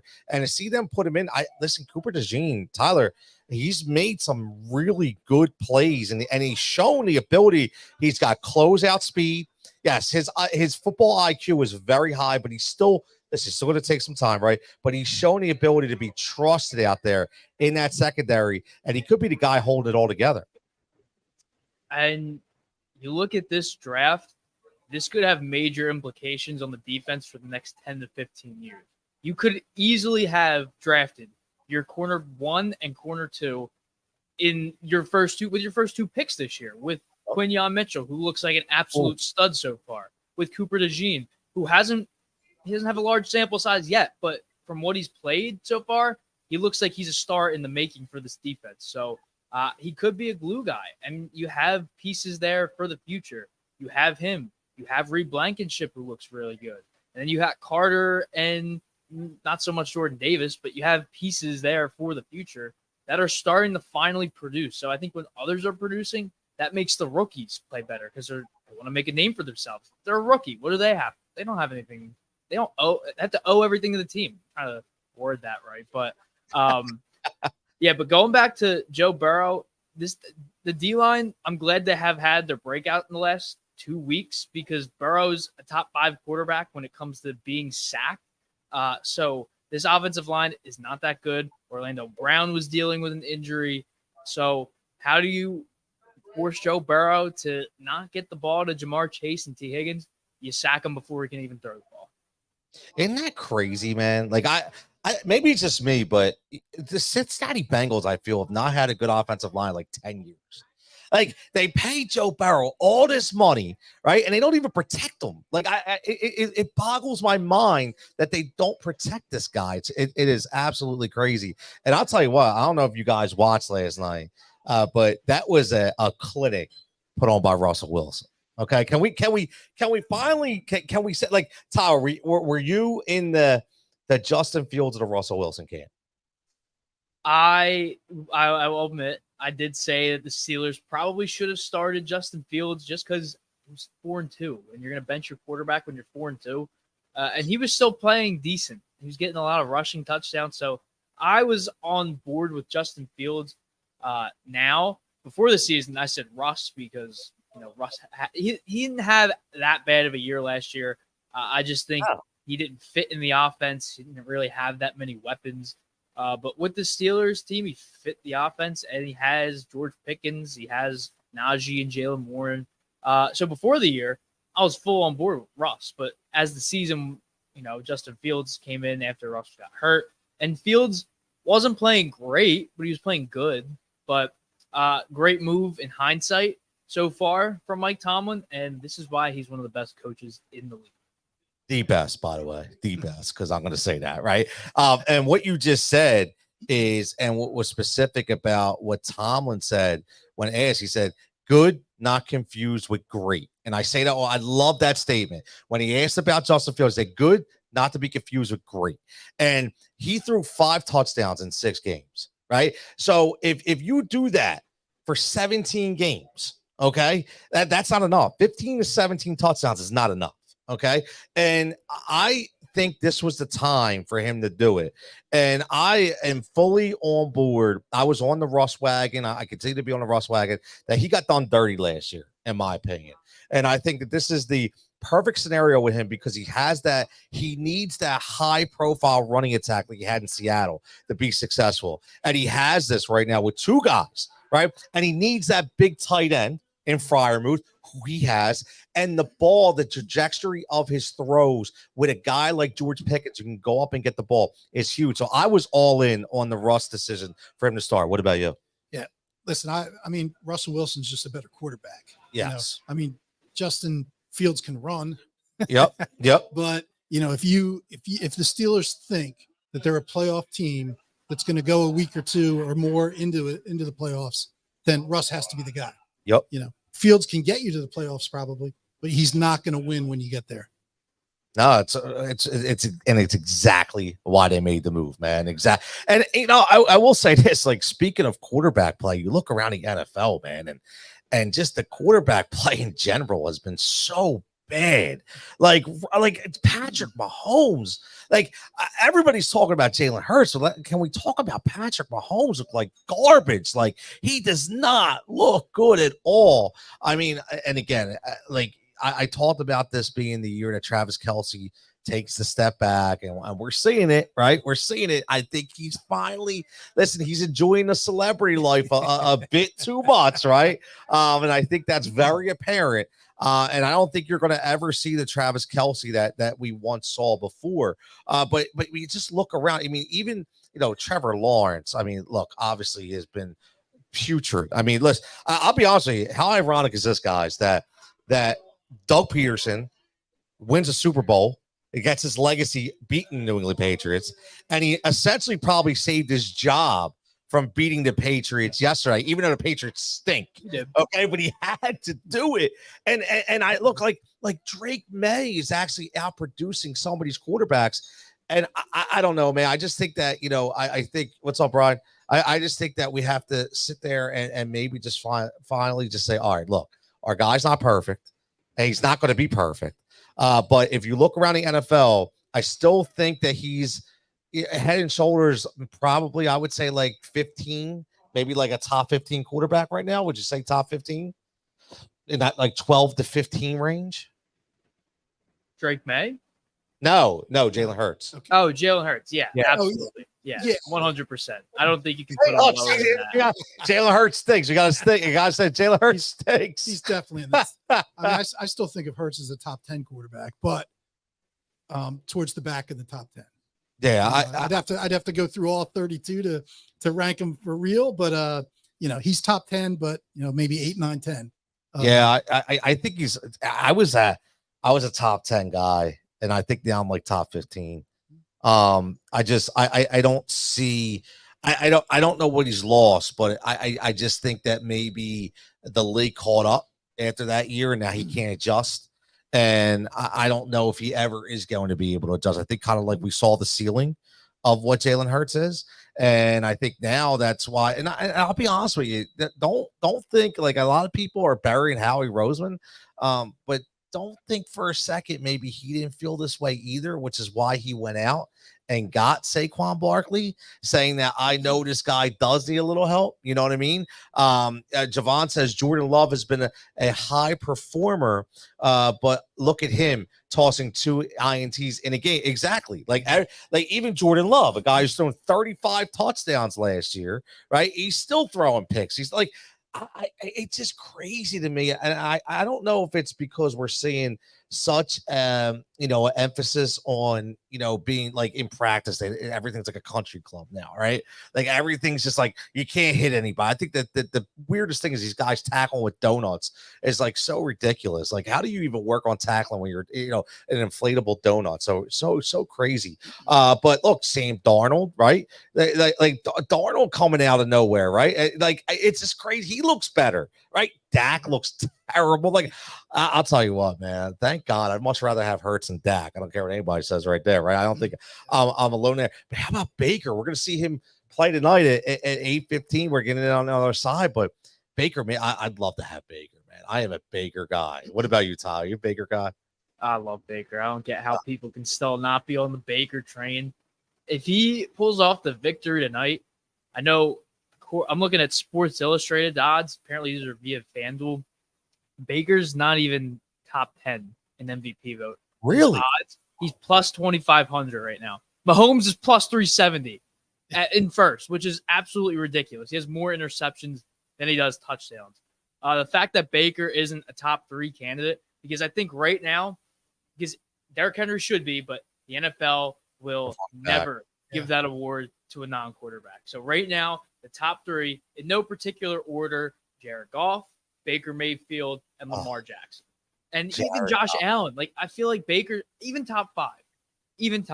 But the fact that Jalen Hurts, Joe Burrow, Jordan Love, and Patrick Mahomes are above him, I think that's blasphemous. That's ridiculous, man. Well, and is that just, again, I'm not a bettor, but is that just where that's where the money is, and that's why the line is what it is? Pretty much. Because I mean, there's a lot of people looking at it like, oh, last year, who were the best quarterbacks? Well, that's where I'm going to put my money. Yep. But yeah, I mean, Baker, I would think, again, if I was more of a betting man, I'd put some money on Baker. He's definitely better than the guys ahead of him, or at least a bunch of the guys ahead of him. He's been fantastic. He really has, man. I like it too, because he got a lot of flack, and he finally, they bought into him, man. When you put in confidence into a player, it's amazing how much they really they really carry on for your team, and he is a guy who, listen, the players play for him, the coaches love him. The fans love him. Everything about him, man. Like, he'll run through a wall, man. Again, what is this? My man Mike checking it says, is it me, or is this the most handsome vlog ever? I don't know, man. It might be. It might be. Get your eyes checked. Yeah, I'm not sure about that, Mike. Mike, glad to see you checking in, brother. Hope all is well with everything going on, man. I don't know, man. Studs, I think my wife would beg to differ with that, but no, one thing about studs, man, is there's a lot of studs. Listen, you mentioned Derrick Henry, Tyler, and before we go to break real quick, I mean, what are you looking at this Baltimore and Tampa Bay game, man? It's in Tampa, Baltimore. What kind of defense are they? Their defense has not been what they're accustomed to. I really, really like Mike Evans tonight. I'm a big Mike Evans guy. I got a lot of bets on Mike Evans. Mikey V, yes, we're gonna get in on the other side, Mike, right after 7:30, when you get into some betting and fantasy talk for this game and for the 9:00 game as well. I got a couple parlays that we set. I don't know if you hit, but I hit a nice big parlay last night for 1080 plus 1080. Hitting a parlay a weekend, which is nice. Plus 3,300 last week, Tyler. Plus 3,300, man. So, what do you think about this game, Tyler?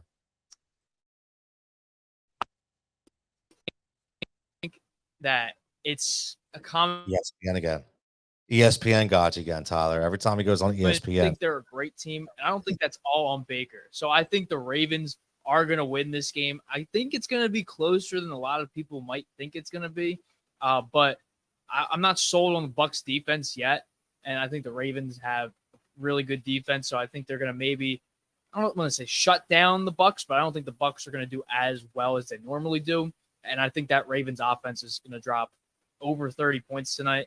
I know they just put, I think it was Jamal Dean they just put on injured reserve. I don't know. They lost one of their corners. So I'm not sold on this defense. So I'm going betting odds. I'm betting a Derrick Henry rushing touchdown. I'm betting Zay Flowers to get a touchdown. And I'm betting, what's the spread? Do you know the spread off the top of your head? I don't know the spread, but I know the over and under was a 50. I would take the over on that. Let me see. Ravens are -4. I would even take that. I really would. I'm all in on the Ravens tonight.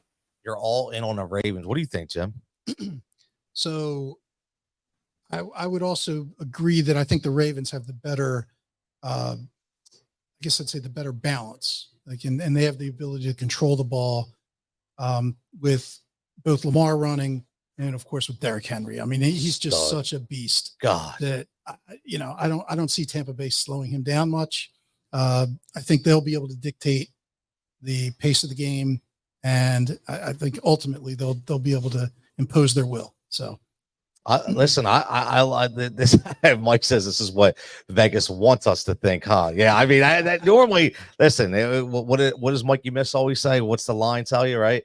But at the end of the day, listen, I actually think the opposite. I think the Ravens defense has just been horrendous this year. It's not been the same as we're accustomed to. I think that the Tampa Bay offense is balling right now. Chris Godwin is having an MVP style year. He is the number one ranked receiver in fantasy for a reason statistically. I think he's going to be a big problem for them. I'm looking at a three-headed monster with Rashad White, Bucky Irving, and now you have Tucker out there with Sean Tucker. So you have a really good nucleus. And listen, you still have guys like people forget about Sterling Shepard as a number 3 receiver, dude. He was a number 1 receiver before the injuries for the New York Giants. So he could still get it done. So I think that they have too much, to be honest with you. And one guy I think is going to set the tone is Vita Vea in the middle. Will he be able to cause some havoc against Derrick Henry? I mean, that's their only hope, okay, is Vita Vea has to get into that interior.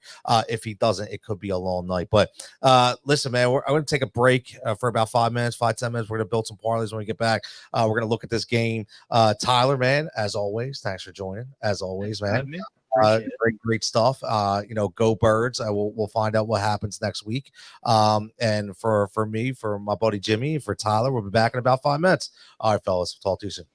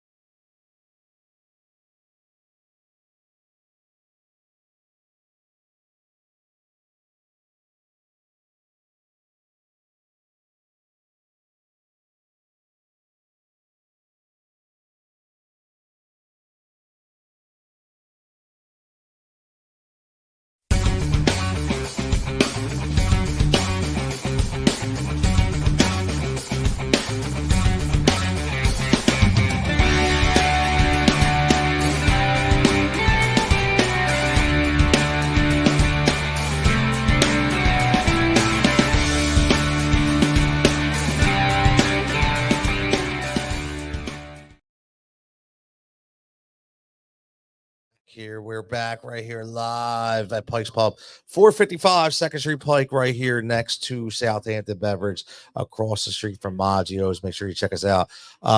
Again, make sure you're following Pike's Pub on Facebook. Everybody checking in live right now. I know everybody's waiting for these bets and looking at these bets for this betting game. We got the doubleheader tonight, doubleheader Monday Night Football.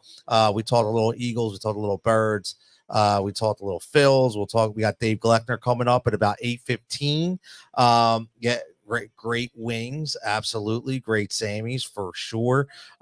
Let's go Pikes. That's right, my man Mikey V checking in. Mikey V says, Rich, don't get me wrong. He says, I'm no pro, played many years, but doesn't it seem to throw some great route runners against linebackers, defensive ends, depending on scheme? I was wondering myself yesterday, why not throw Barkley out there, line up AJ in the backfield, make the D think, throw them off their game plan, even if they are as distractions, and set it up for Devontae Smith. That's interesting, Mike.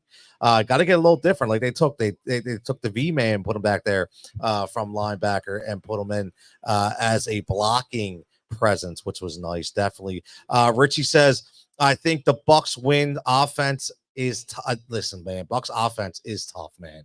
It definitely is tough. Again, I put a parlay in tonight. I'll throw this up there for everybody checking it out. They will hopefully listen, man. It's a triple play. Let's get into the triple play right now. This is the HRS triple play live from Pike's Pub.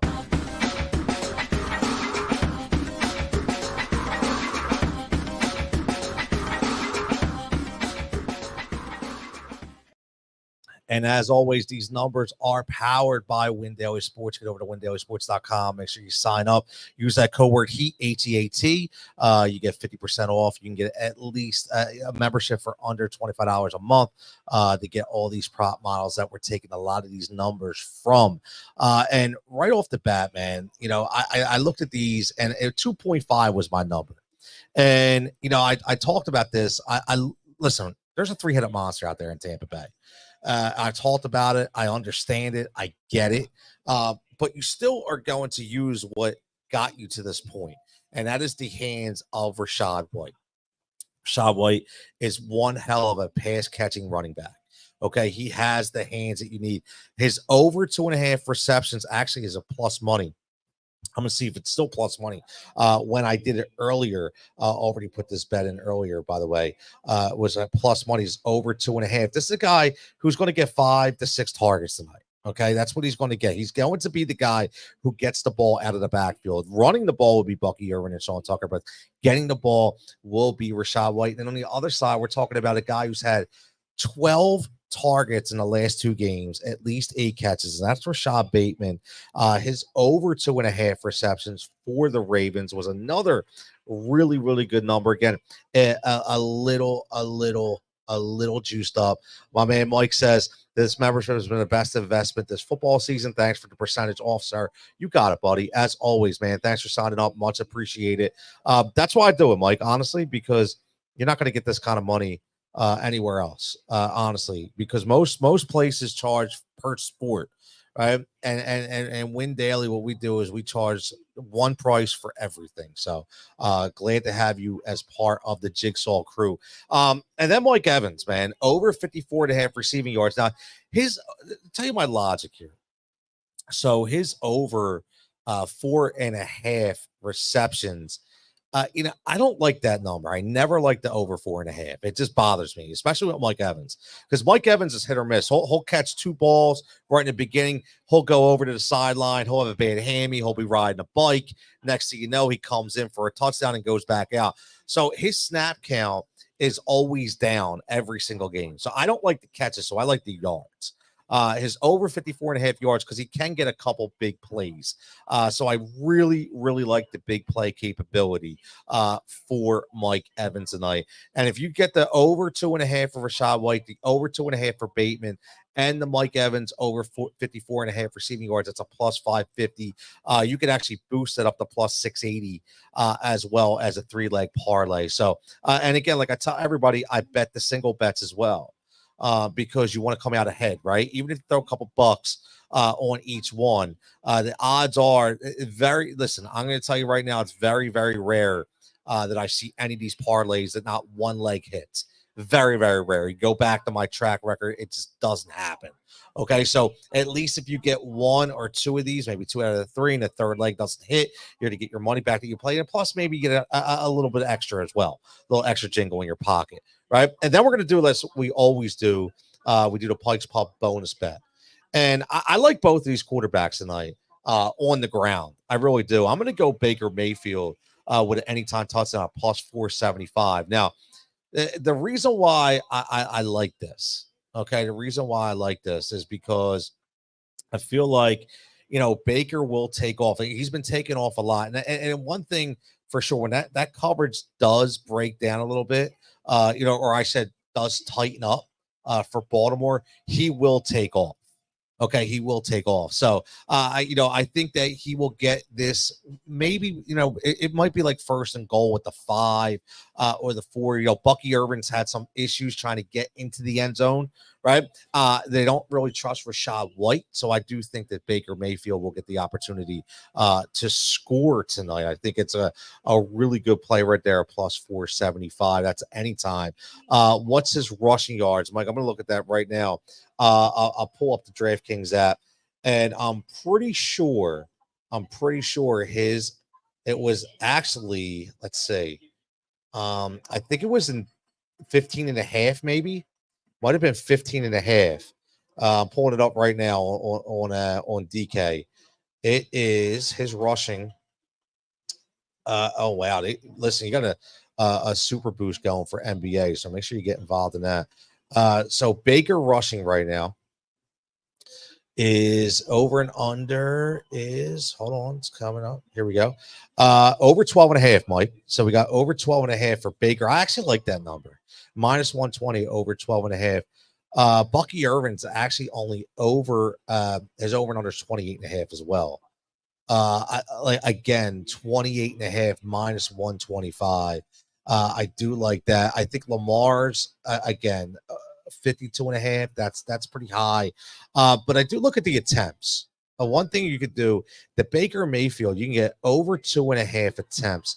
Very, very juiced up, but that's minus 175. But if you add that with his rushing, right? And this is what I like to do. So if you like the rushing, you take his attempts and you put that out with the rushing, and you're getting a plus money odds at plus 104. And then if you want to get real cute, okay, and then say maybe he throws one. It's not going to go 2. Maybe just throws 1 touchdown. You get plus 120. So that's a very low end parlay. Okay, a plus 120, but it's still plus money for 3 of those things to happen. But again, I do think he runs over 2.5. He probably runs about 4 or 5 times a night. What about Evans over 60 yards? Prince is asking. I like the 54 and a half, Prince, but I do think that he can get the 70 tonight. I do. I think that they're going to focus on Godwin a lot. I really do. I think they're going to focus on Chris Godwin a ton, and that's why I do like Sterling Shepard tonight to get about 2 to 3 catches in some of that open space. So I do like that. I do think Evans can get up to 70. I do. I think he can get up to 70. So I would take the over at 68. He might get that on 3 catches, to be honest with you. But I do think that he's going to he's going to have a long one tonight. He's going to have a long one tonight. And I think it's going to be like a 30 to 40 yarder. I can see it right now. He's going to have, an up and out route. And he's going to go up and get it. And I think that's going to set the tone for that game. I really do. So I do like the over 60. Now, looking at the receiving numbers, man, were tough tonight. I do have, so everybody knows, I do have a parlay with Justice Hill. His over 32 and a half rushing yards, rushing and receiving over 32 and a half. That's a play I really, really like. And I'll try to type these in as we're going, because I do have these are posted in the Win Daily Discord. But Justice Hill tonight, his over 32 and a half R is a really, really good number. I like that. And then I do like Baker Mayfield for 250. Now his over and under was like 259 and a half. I like 250. I didn't go up to 259.5. I really didn't. Mike says, damn, I'm so off these days. I don't even know if I feel ashamed. Listen, man, it's because Derrick Henry's been absolutely killing it for Baltimore, right? That's why Derrick Henry's been absolutely killing it for Baltimore. And that's why you don't know Justice Hill. Justice Hill's a change of pace guy. He's a change of pace back, right? So that's what we like about Justice Hill. And he gives you that spark. Right, he gives you that spark, and this could be the kind of game where maybe that Baltimore offense wants a little extra spark. That's why I like Rashad Bateman tonight, right? That's why I definitely like Rashad Bateman. But let's see what else we got. I do like here's an IDP bet that I like, and I'll throw this in here. IDP bet, which I love the individual defensive player bets. I like Winfield. Okay, I like his over 5.5 total tackles. That's tackles plus assists. That's a very, very, very good attainable bet right there. And again, I like the IDP market because you can get a lot of value in the IDP market. Now, I got a four leg parlay. Okay, that has Justice Hill over 32.5 rushing and receiving. Baker Mayfield 250 plus on the passing yards. Antoine Winfield over 5.5 total tackles. That's tackles plus assists. And then also Zay Flowers over 5.5 receptions. That's a plus 700 hit. Plus 700 hit right there on DK. So I do like that as well. As far as touchdowns tonight, actually, I got one more. Let me give you one more, guys. I know a lot of you guys are waiting for these bets on here. I do post. Oh, you wanted you hold on, Mike. Let me see. You got I already got the Justice Hill R&R. So I can snap that last one. Yeah, hold on, Mike. Let me see if I can it's in my Discord. So let me here, I'll put it down for you. It's Justice Hill over, because you got to get it in 32.5 R&R, and then we're gonna plus Baker 250 plus passing yards, plus you got Winfield over 5.5. Then we're gonna break down the NFL week 7 here, and then we got plus last one is Zay Flowers over 5.5 receptions, and that's equals plus 700. So that's another one. There we go. Hopefully this helps you, Mike. This is another one I like right here. This is, again, that's a plus 700 hit right there. Now, looking around the NFL this week, I thought it was very interesting because number one, last night we talked about that game already. I think last night was a something that had to happen, right? But then you look at this teams like the Seattle Seahawks, man, like 34-14 over the Atlanta Falcons. You see Kirk Cousins get knocked out of the game. You see Michael Penix throw, but Geno Smith has just been on another level this year. You talk about Russ can still cook. How about Geno can still cook, right? Geno has been a revelation for that team. He really has, which is crazy, man. 2 more touchdown passes in the win, for Geno Smith. Again, this guy, who would have thought that Geno Smith, remember when Pete Carroll said Geno is going to be my guy? Remember when he said Geno is going to be his guy? He said, no way, this dude's out of his mind, right? He said, this dude is out of his mind. Well, guess what? He is the guy. And that's what's crazy about it, man, when you think about it, because I did not think that was going to happen at all. DK is still a man amongst boys. Exactly. 100%, man. Like that dude, did you see him one arm block that I forget the guy he blocked, but he did it with one arm. It's like ridiculous. I always go back to that story. I don't know if everybody's familiar with that story, that when DK was getting drafted and Pete Carroll came in with his shirt off, and he said, and DK looked at him like, man, you're crazy. And he was like, look, man, I just want to make you feel comfortable. And he was showing them that he still got it, right? So that I'll be honest with you, I'm so surprised that Pete Carroll doesn't have a head coaching job right now. I'm assuming it's because he doesn't want one, but I am shocked that he doesn't have a head coaching job right now, because I always thought that he was a guy. Listen, I would have taken Pete Carroll in a heartbeat, man. Like honestly, I would have taken Pete Carroll in a heartbeat. I really, really, really like Pete Carroll a lot. I like what he stands for. I like his coaching philosophy. Now, speaking of coaching philosophy, at the Denver Broncos with a very, listen, they beat a New Orleans team that's absolutely banged up. Again, they had nobody.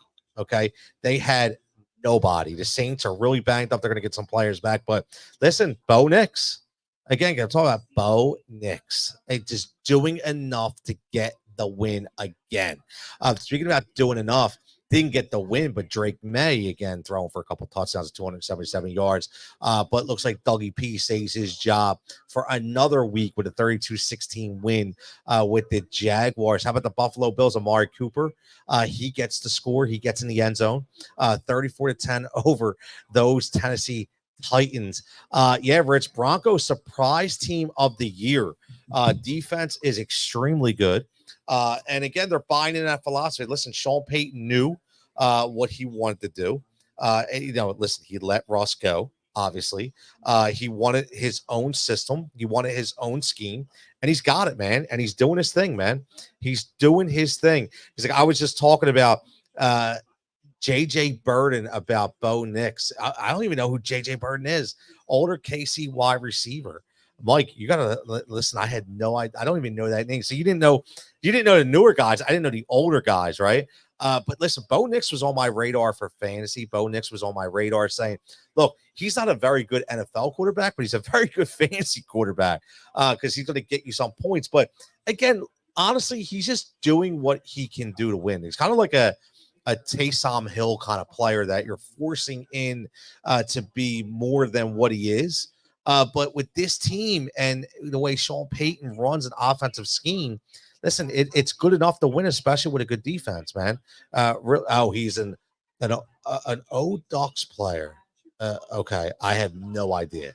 I want to look him up, though. Definitely. Bengals take care of the Browns, 21-14. Deshaun Watson, ruptures his Achilles, and you saw it pop. Literally saw it pop on TV. He went back, and it is what it is. Whether you think the guy's a scumbag or not, I mean, he is out for the year. Well, it's going to be interesting to see if he does make his way back. We shall see. You got the Packers. How about the Packers, man? Is Matt LaFleur doing a coach of a year job out there at Green Bay? I'll tell you what, man. They went 24-22. They made CJ Stroud look pedestrian at best. The worst game of his career against the Green Bay Packers. And they come in and they steal one 24-22 against a team that has Super Bowl aspirations, right? So that's a really big win for the Green Bay Packers. Then you have the Colts. And how would you like to be the Colts?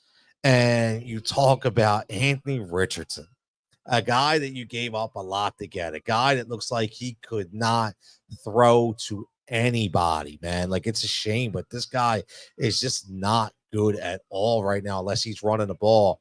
And obviously they're playing against the Dolphins. And is the Mike McDaniel experiment over? Like, seriously, is it over? This guy, the quirkiness, the new generation of NFL coaches is listen, man.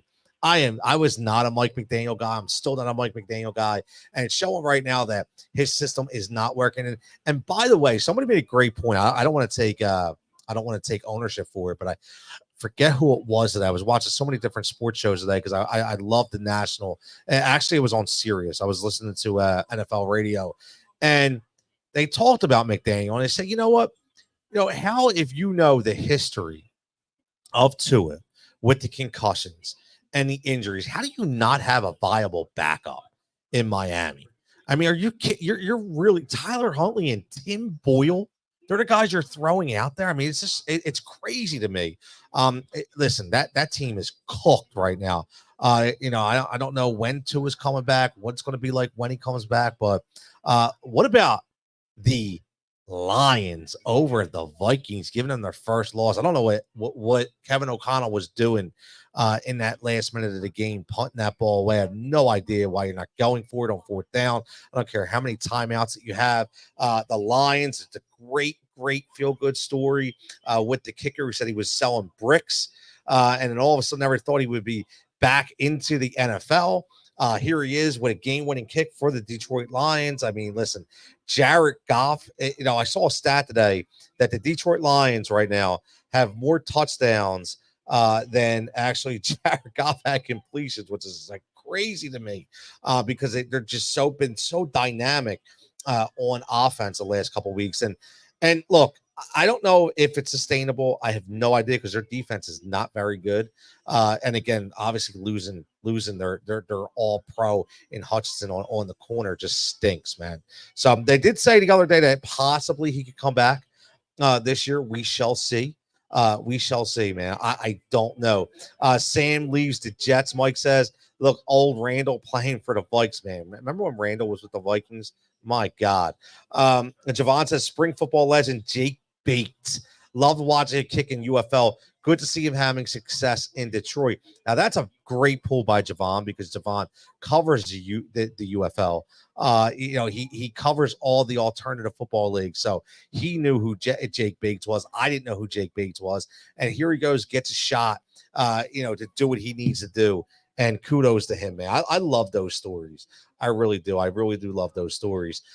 You're right, Rich. Matt LaFleur is a damn good coach. Rich says also it's insane with Tua and a head injury supposedly in November, may go back. Are the Lions 10-1? Are the Lions the 10-1 Eagles from last year? That's an interesting question, Mike. Are they the 10-1 Eagles from last year? I don't know, man. Listen, they definitely have the offense to not sink. It's just about the defense, man. It's about, are you going to buy into Jared Goff? See, I'm not a Jared Goff guy, right? I've never been a Jared Goff guy, and that's one of the biggest issues, that I don't have any confidence in Jared Goff. I just always think that if he has to step up at that specific time, that I listen, I'm not in on it, man. I'm not. I just feel like he's not going to be the guy to lead this team to a Super Bowl. There's certain quarterbacks that I would say that I've always said that I feel like will never win a Super Bowl, and unfortunately, Jared Goff is one of them. I feel like Kyler Murray is another one. I just look at these guys and say they're not made up. They don't have that moxie. They don't have that mental makeup to be able to win a Super Bowl. Maybe I'm wrong. I don't know, but we shall see. We'll bend and break defense, right? We'll bend, bend but don't break, right? Bend but don't break. They always said that, bend but don't break. Rich says, I think they will, because they do have the two-headed monster with Montgomery and Gibbs. But listen, it remains to be seen. But not win a Super Bowl. I just don't think they have enough to win a Super Bowl. Now, you also had, obviously, we talked about the Birds. You got the Rams 20-15 over Vegas. You talk about tanking. If the Raiders aren't tanking, man, I don't know what is, bro. Like, the Raiders are terrible. And shout out to Max Crosby, who continues to just play at a high level no matter what, man. Like, there's a true professional right there. Takes no plays off. His team is tanking, and he's still playing 110 miles an hour. So shout out to Max Crosby, for playing at that level, man. Kudos to him for real. You got the Commanders 40-7 over the Panthers, just completely destroy them. Jaden Daniels looks like, I don't know if he'll play. He had a rib issue. Wasn't broken from what I understand, but we shall see what happens with Jaden Daniels if they're very hesitant. And I've said this before, when you talk about the NFL and that extra game, I think it gives these teams a little more leniency for bringing these guys back. I do think that's why the concussion protocol is an extra week, right? And everybody talked about neighbors. I think that you're seeing that Chris Olave is in that same protocol. They're giving them that extra week. So I just think that's the case here. Maybe, but listen, this kid is such a stud, man. Such a stud. Again, I had no idea he was that good. I really didn't. But listen, I love being able to say we're able to watch good football players, and that's what we're doing. The Chiefs still remain undefeated, 28-16 or 28-18 over the Niners. Are we finally seeing the real Brock Purdy? Remember, everybody told me Brock Purdy was Joe Montana. Everybody told me Brock Purdy was unbelievable. He's the next best. He's the best quarterback in the NFL, man. This guy's unbelievable. Now, all of a sudden, it looks like he can't find his way a little bit. Maybe he's exposed because he doesn't have Christian McCaffrey in the backfield kind of covering things up for him, right? Maybe he doesn't have that ability that we all thought. Maybe those receivers were able to make those plays for him. But Brock Purdy definitely doesn't seem like the guy right now. So it's going to be interesting. Again, Debo out. Brandon Ayuk tears his ACL. We'll see what happens. With CMC. Listen, I don't know about CMC, man. Like, I just don't. Listen, I told everybody I had a bad feeling that he doesn't play at all this year. I know they keep saying that he's going to come back. He's going to come back. I don't know, man. When you're getting like overseas opinions in like Germany about things that are going on, it just doesn't sound good to me, man. It just doesn't sound good to me, especially when, you have a guy in Jordan Mason that's playing at a high level, right? That's certainly not their issue. The issue right now is the quarterback play. So we shall see what happens. And Mike, listen, this is the reason why I didn't draft him in my fantasy is number one, man. I was not in the Christian McCaffrey group, man. I just was not. I consistently said that he scared me, right? He absolutely scared me. That's why I said the two guys that I would draft in the top were going to be Saquon Barkley and Derrick Henry. And both of those guys are proving me right. Listen, all my stuff isn't right? I've screwed up on a lot of players, but those two were right. And they're giving some guys some really good success. And then we talked about the Steelers 37-15. The Jets are a complete clown show right now. I don't even know what to say about the Jets, man. I really don't. Rich says, yeah, CMC shut down. Yeah, I just think he's going to be shut down for the year. I do. Javon says the Niners are feeling the effects of multiple deep playoff runs, and the Super Bowl hangover is hitting them hard. Yes, I agree with that. Mike says that your wife says you aren't pro. Hell no, she knows I'm far from perfect. Miners are dealing with long playoff runs, Mike says, right? And being successful, having to pay guys. Exactly. You pay big guys, right? You're paying guys like Trent Williams over there, right? You're paying guys. Look, you just paid Brandon Ayuk, and now he's not going to play for a year. Right? You paid Debo Samuel. And let me ask you this. I want to get in this conversation with you guys. I mentioned this about Hassan Reddick. Obviously you saw Hassan Reddick hires Drew Rosenhaus, and now all of a sudden Hassan Reddick is back. He's going to play. They're going to work something out. They waive all the fine. Like, I got a big problem with that, man. Like, I don't have a problem with guys getting their bag and guys getting their money.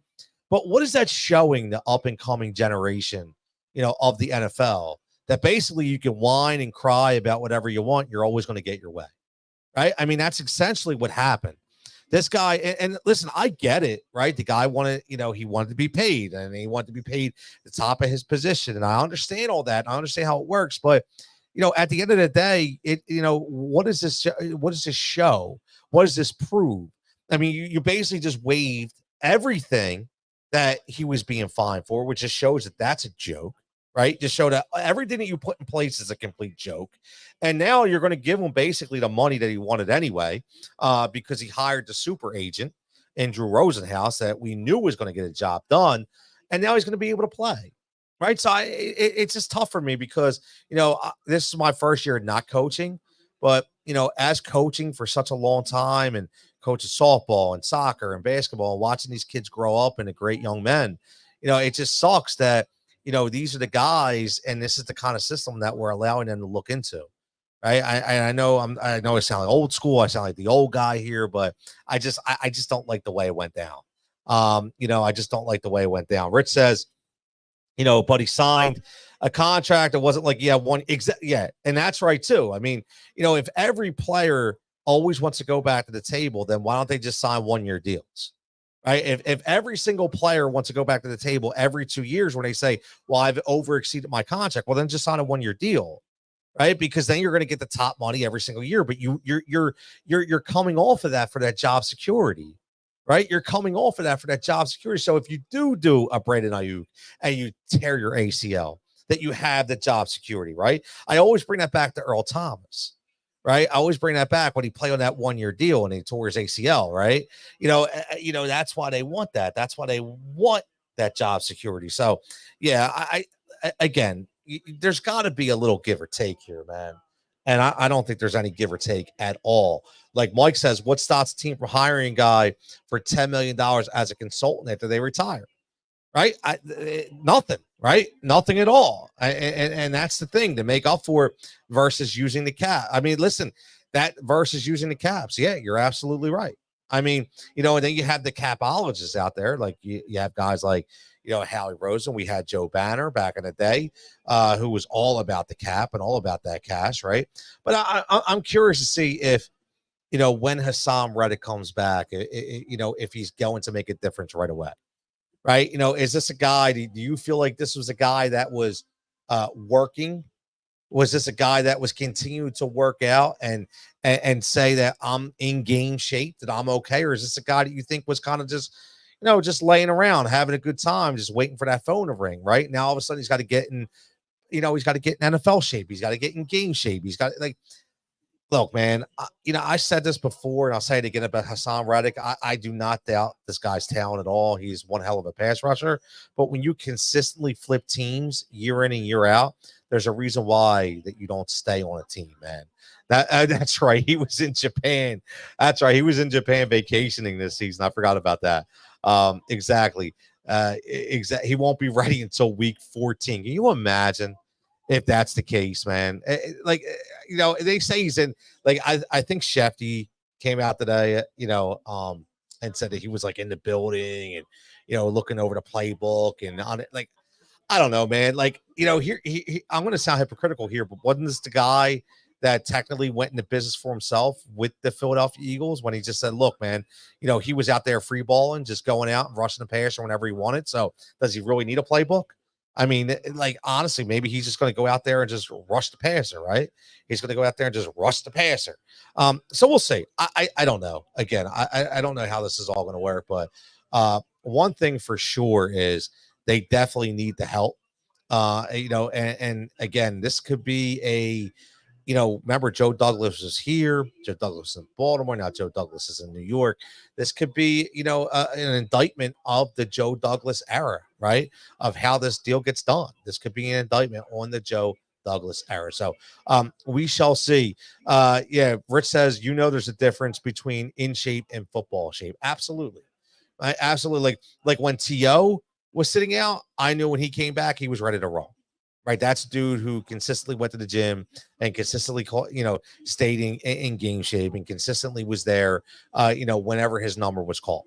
So again, we're live right here from Pike's Pub, 455 2nd Street Pike, right across from the Maggio Shopping Center, right next to Southampton Beverage. As always, make sure you're following on all social formats produced by Rise and Rack Media. Wherever you're following right now, make sure you're getting in. You're getting in, man. You're subscribing and liking the stream. Win Daily Sports, Heat Ratio Sports, Rise and Rack Media. We're all over it, and make sure you're following that Pike's Pub Facebook page as well, so you can keep up with live events every single night and the food specials as well. But Rich, listen, honestly, I think he's going to come back and he is going to be good. Rich says, do you think Howie will make a trade at the deadline for a key piece this year?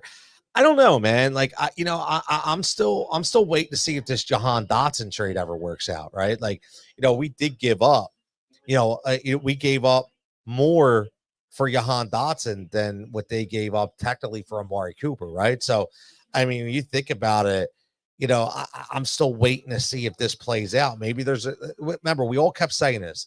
There's a reason why that a team in Washington that's winning, that has a young quarterback, that has a new offensive system, that's continuing to keep a guy, or continue to let this guy go, right? There's got to be a reason. We continue to say that.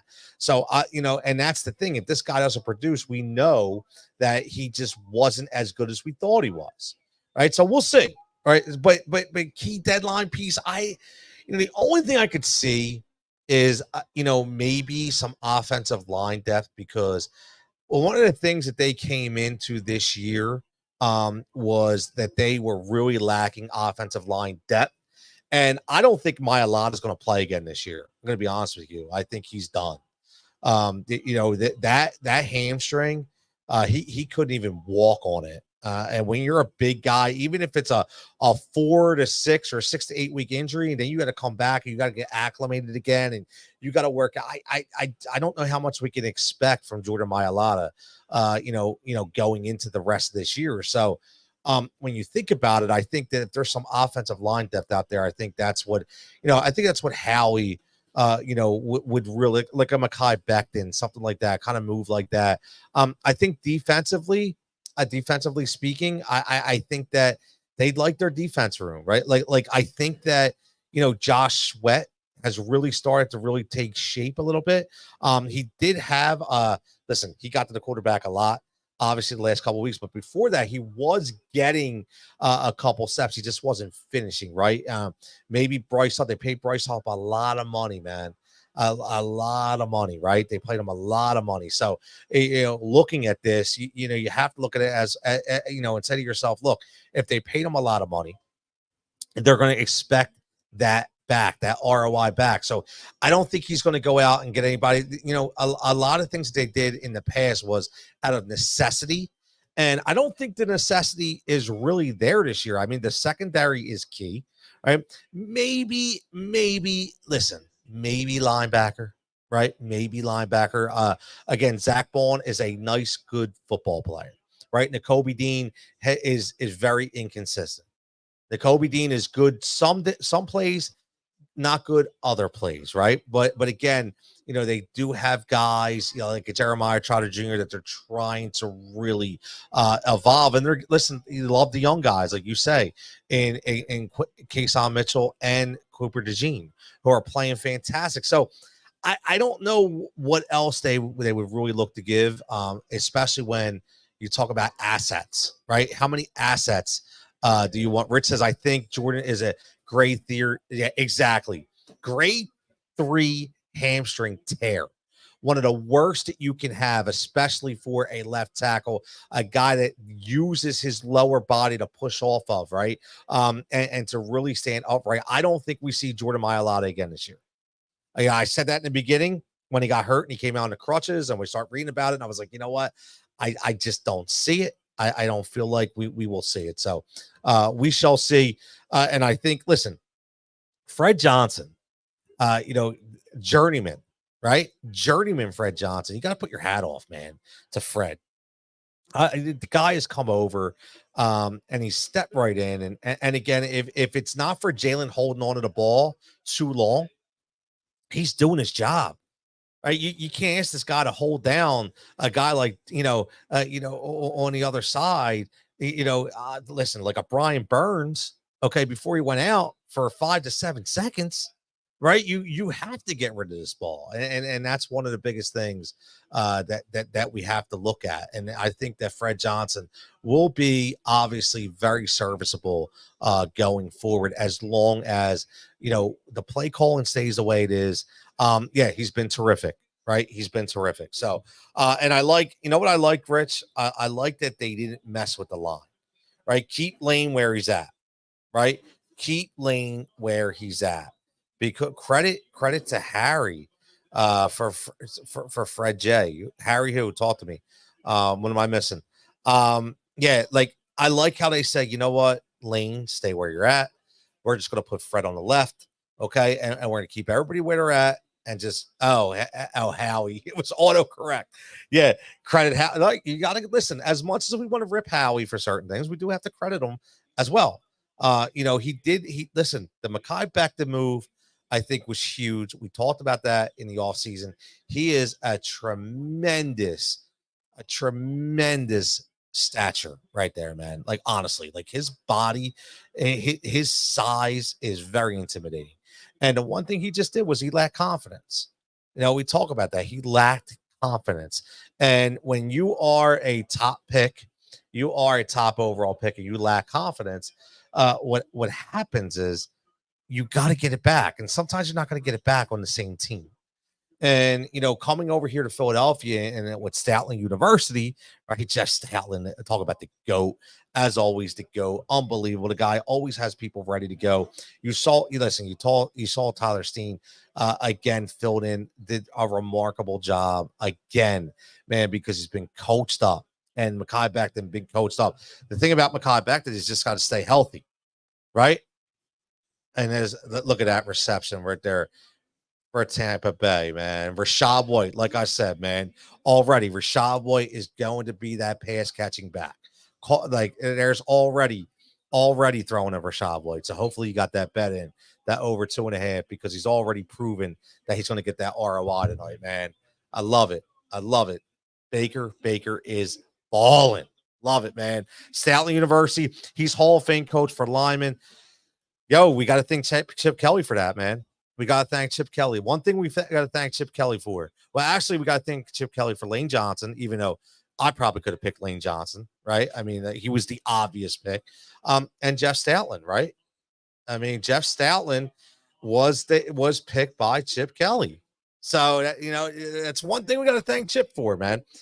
Because Stoutland, remember, who was the guy that we had, before that we oh man, why, Rich, I know you can help me out here. The offensive line coach that we had, that Andy made a defensive coordinator, right? Oh my God, I can't remember his name. Howie will never give Chip credit. Chip throws him in the broom closet. But they said that had to be the most awkward time ever. That when they put him down the hall in the NovaCare Center and basically wasn't allowed to do anything, man. It's so crazy when you think about it. It really is, man. It's so crazy. I think his name was Juan. I can't remember his last name. So if you remember his last name, let me know.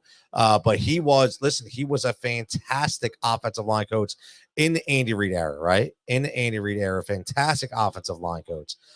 So man, already the Buccaneers are Juan Castillo. That's it. Juan Castillo. Bucs are driving right now. Already.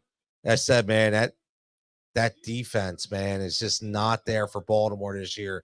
Up to a 4th and down. They're going for it, man. Definitely going for it on 4th down. And it's probably, I think it's like 4th and inches, 4th and 1. Let's see if Baker goes for this, man. Let's see. This could be a sneak. We shall see. But this is the thing about Baltimore. Their defense just has not been what it used to be, man. It just has not been what they used to be. Man, Sean Tucker's in for this, man. Wow. Oh, that's a great trickery right there. McMillan with that. Well, that's a great Liam Cohen.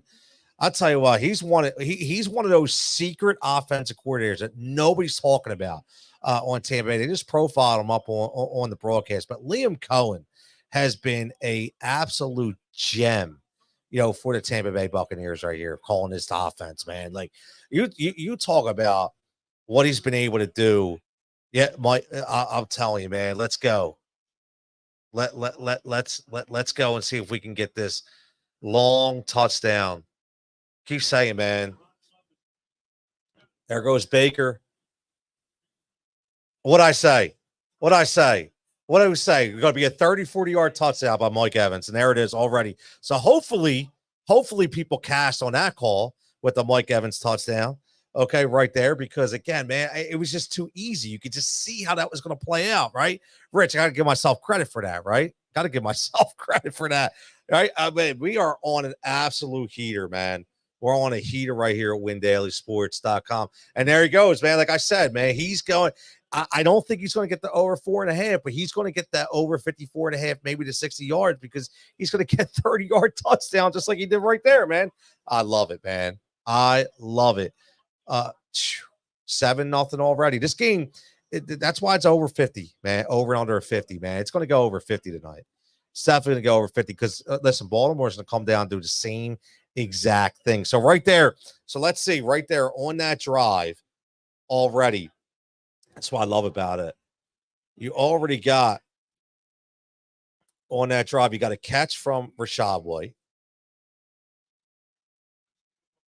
Yeah, we got yeah, Baker's already thrown for 43 yards. Right? It's crazy, man. Like, again, absolutely nuts. Let's see. Where's that? Oh, here we go. So, yeah, we got Rashad White with a catch already. We got Mike Evans with 25 yards already. He's already halfway to the over and under 54 and a half. Okay, so again, let's see what Rashad Bateman can do if he can actually give us a couple catches here. But listen, this is what this Baltimore offense is, or this Tampa Bay offense has been doing all year. And I think, again, like what Liam Cohen is doing is he's playing into the strengths. Listen, Chris Godwin is actually like the number one rated receiver this year already, just behind or just ahead of Justin Jefferson, because Justin Jefferson missed some time. But listen, Chris Godwin has been playing on another level. And again, they're putting him in those right positions, right? Cade Otton is playing a serviceable tight end, right? And now that you have these young guys in Bucky Irvin and Sean Tucker in the backfield, it's been fantastic because it's given everybody a different look. And you got guys like, again, McMillan, who you just saw, who could be a gadget guy, and Sterling Shepard, who I kept saying used to be a number one wide receiver for the New York Giants, just had the ACL problems, right? So listen, and again, the offensive line has been drastically different this year, really giving Baker a lot more time, and Baker's getting rid of the ball quick. That's one thing that a lot of people haven't really looked at, is Baker's been getting the ball out quick, and that's one of the biggest things. All right, 25. Of course it was 25 yards. I said it was going to be 30, right? But again, close enough. But yeah, this is what Mike Evans does all the time. It's what Mike Evans does all the time. It wouldn't shock me if you got another one tonight, man, because the defensive backfield for Baltimore has just been a complete mess. You're right, Rich. Baker throws the ball 3 seconds or less. He gets it out, man. And that's the biggest thing. And that's what we're talking about, with the Eagles. We're talking about with Jalen Hurts, that he has to get the ball out faster. Now, when we watch this Baltimore offense, I'm curious to see if they're just going to run this down their throat with Derrick Henry, or because of that play, if they're going to try to switch, because you never know, man. You just never know what they're going to do. Sometimes, you think the offense is going to come out, just to start running. So they're bringing it out. That's a good return. There's a nice return up to the 35, man. So that they're already starting off with good field position. And we're gonna let's see what happens right now. Lamar having a stellar year right now, just playing out of his mind. And actually, what I love about Lamar this year is he's kind of just taking over the game, man, like by himself at times. It's like taking over the game by himself. So I'm curious, is it going to be first run or first pass, man? I think you got to establish this run, especially now that you see your defense is kind of scrambling a little bit, and Baker just ran right down your throat. Yeah, exactly. Throw that big horse out there, and we'll see what happens. You can wear that guys down. But come on, man, Dave. We're going to bring my boy Dave Gleckner in from SiriusXM, one of my co-hosts on the Sunday night show. Does a lot of work at Win Daily Sports, a lot of work for everybody, hitting bets, hitting tickets, you name it. Dave, my man, what's going on, buddy? Dave's looking at his bets right now. He is looking at his bets. Hey, Dave, you're on mute. We're gonna bring Dave in. Dave's having a little technical difficulties. That's all right. Dave's got a little technical difficulties. We'll put him out back in the green room and see if he can connect back in a minute. There goes Lamar running. He's one thing about Lamar, man. He's got to be careful. He's been running a lot this year. I think Dave's frozen, Rich. Dave's got to reconnect and come back in. I think Dave is frozen. Because I'm still looking at him. He might not even know he's frozen. It's funny. That's all right. He'll come back in. He'll be fine. Listen, we're already at midfield right now for Baltimore. So, they love that screenplay. Zay Flowers is so good, man. He is so good. My God. Remember, like, I don't know if anybody watched, but I had I talked about Zay Flowers being a top 10 receiver this year, in this offense, if they utilize him correctly. And they've finally been utilizing him correctly in the right format. And these are the plays, man. When you get that block, look at the block out there with the tackle. I mean, that's such an easy play for Zay Flowers, man. He's such a phenomenal talent. Now they got to run this ball. Yep, there you go. Listen, man. Tampa's waiting for it, brother. They are waiting for it. Let me tell you, Davis is. I think he froze up. He doesn't even know he froze up. Here he comes. He's coming. Yeah. Listen, over the last 3 games, you know what I mean, Rich? They've really utilized his skill set more than anybody, I think, on this team. I mean, we always know. There he is. Let's see if we can get Dave in here. Dave. Yo, Dave. Dave, can you hear me? Hi, Dave. Can't hear you, Dave. Oh, can you hear me now? There we go. There we go. All right.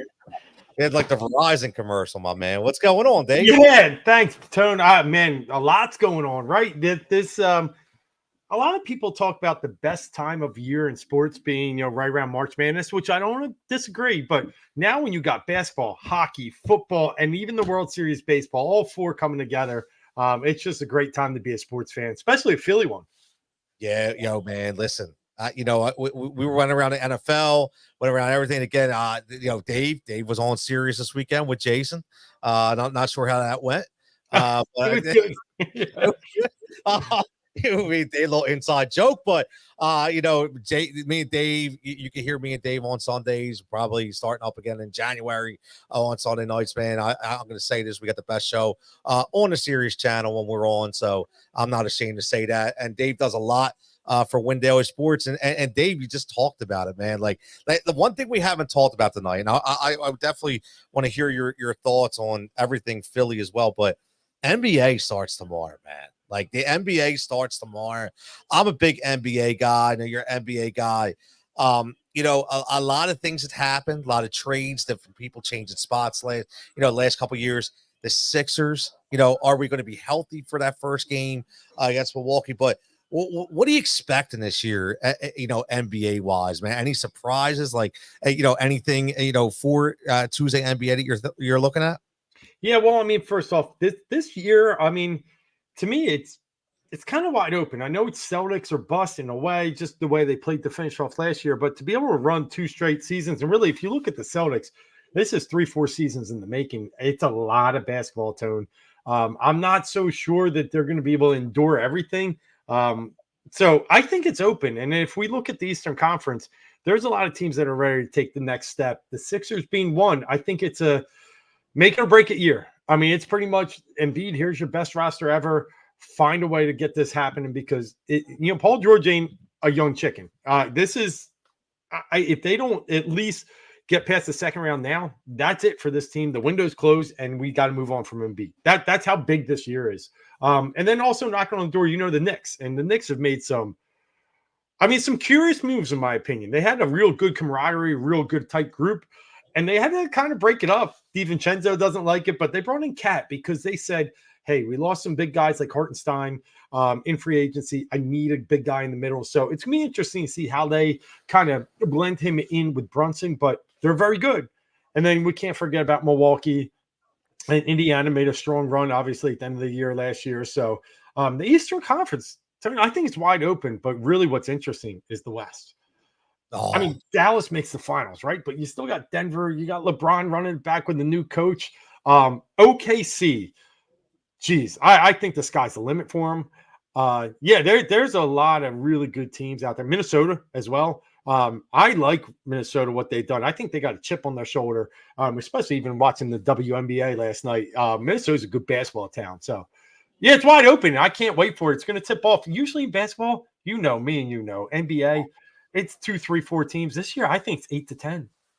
Yeah, it's a lot of different teams, man, this year that are going to be involved, man. It really is. And I'll tell you what, man, the thing about the Knicks was puzzling to me. Again, like Rich says, I don't know if Cat gels with the Knicks. And I'll tell you what, man. Like, I think Minnesota made out pretty well in that deal. Like, right? And the one thing about the Knicks is who's on their bench now.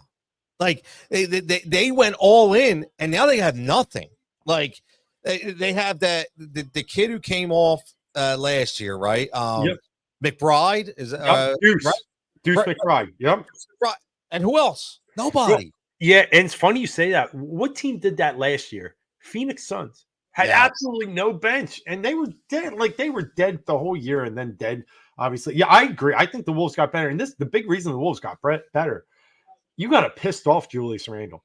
Oh, like, I mean, I question sometimes where that guy's head is. I think sometimes he can play a little selfish, but now in that kind of system, they're a more team defense oriented team. I think he's in the perfect spot.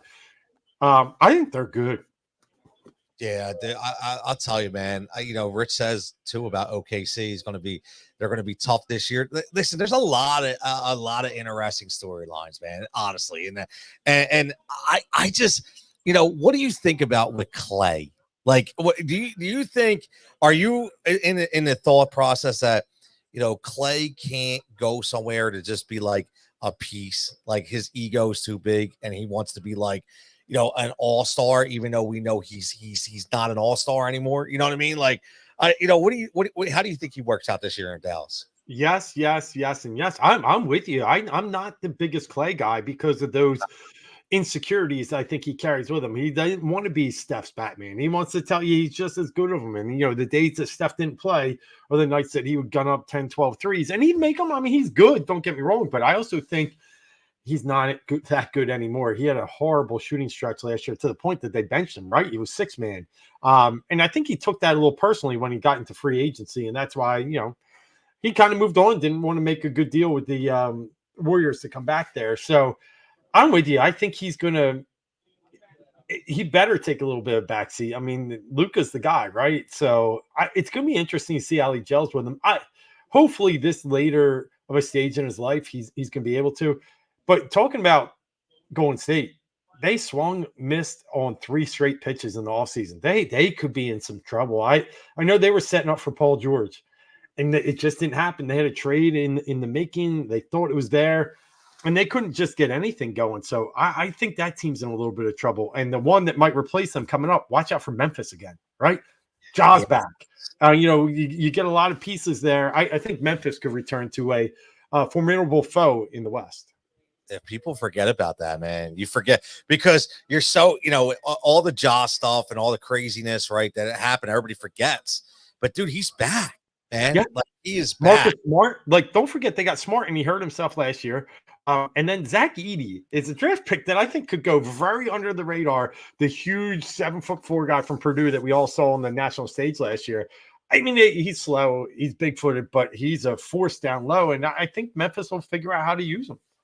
Yeah, I do too, man. He's one of these guys. You see it all the time, man. Too much is made out of, a lot of these draft strategies and a lot of these reports, and look, man. I mean, let's make no mistake about it. I mean, there's a lot of reports with Bronny James, right? Should he actually be in the league? Like, he's drafted over guys that should have been in the league. What's the guy? You're a college guy. The guy was from like NC State. That like. Oh. Right, the huge guy, DJ Burns. He has like a vending machine, like business on the side. I love my man. Right. You mean he couldn't do more than Bronny James? Don't get me started on that. Yeah, you don't get me started on Bronny. Right, he shouldn't even be in Europe. Look. What I tell you, there is Mike Evans already hurt. Oh, he was limping on the sideline. Like I saw it earlier before he went on air. I said, I wouldn't bet the over 4.5 catches because I said I'll do the yards, but he seems like he gets like 3 catches. He's out of the game. Like, well, he has if you looked at, and it's weird. I was writing something on Win Daily earlier. Chris Godwin has like 53 targets and like I want to say 43 catches. He's catching almost like 90%, right? Mike Evans has like similar targets. It's like 46, 47, and only 25 catches. Like I know he's getting the volume, but he's not pulling them down. So the catches, it's hard for him to get over 4.5. I agree. Yeah, dude, it's crazy. Let's get back to Philly, man. Let's swing back to the Sixers and you said a lot. You said like this is it, man. This is the year. They're very deep. They're probably the deepest team I think that they've ever had in a Joel Embiid era. I mean, to be honest with you, what age not a factor. Just saying the actual talent of who they have at what positions is better than they've ever had. Yes.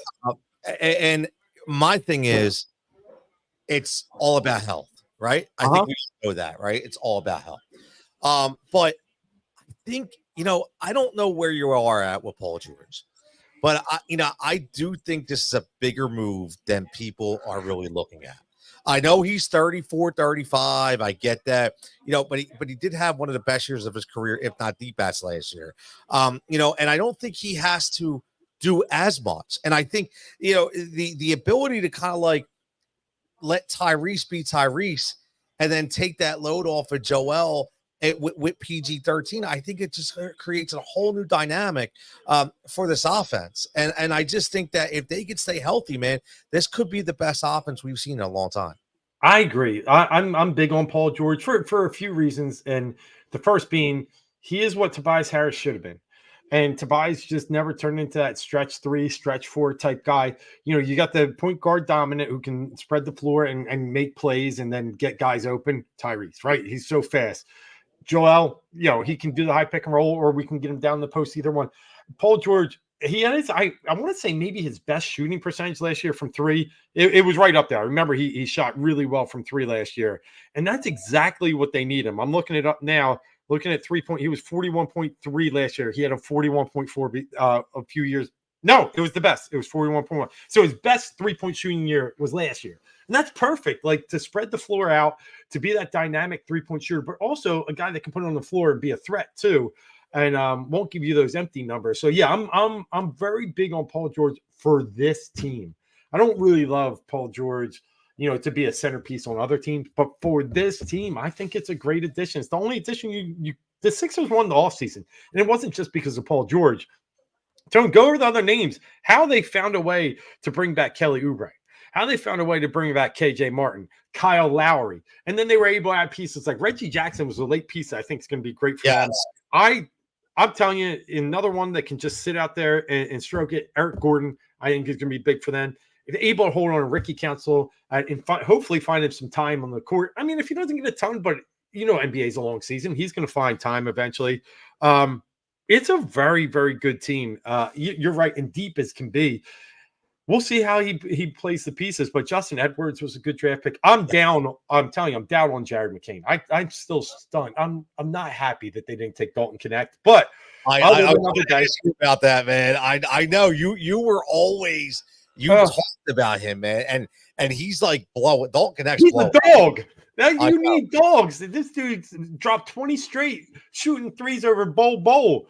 Oh man! But anyway, I digress because you don't need McCain right now. McCain's your like 2-3 year down the road guy. So I'll live another day. But yeah, they're telling you said the word. They're deep. This is the deepest, most talented team they had. It's old. Don't get me wrong, but that doesn't mean you can't win. But it's now or never.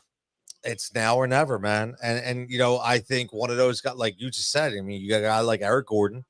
He's an old guy who just can stroke it from the outside, right? I mean, it's funny, man, when you talk about all the teams. We remember Big Shot Bob, right? We all remember Robert Ory. Yep. Right? All he ever did was come in and knock down a tray. Right. Yep.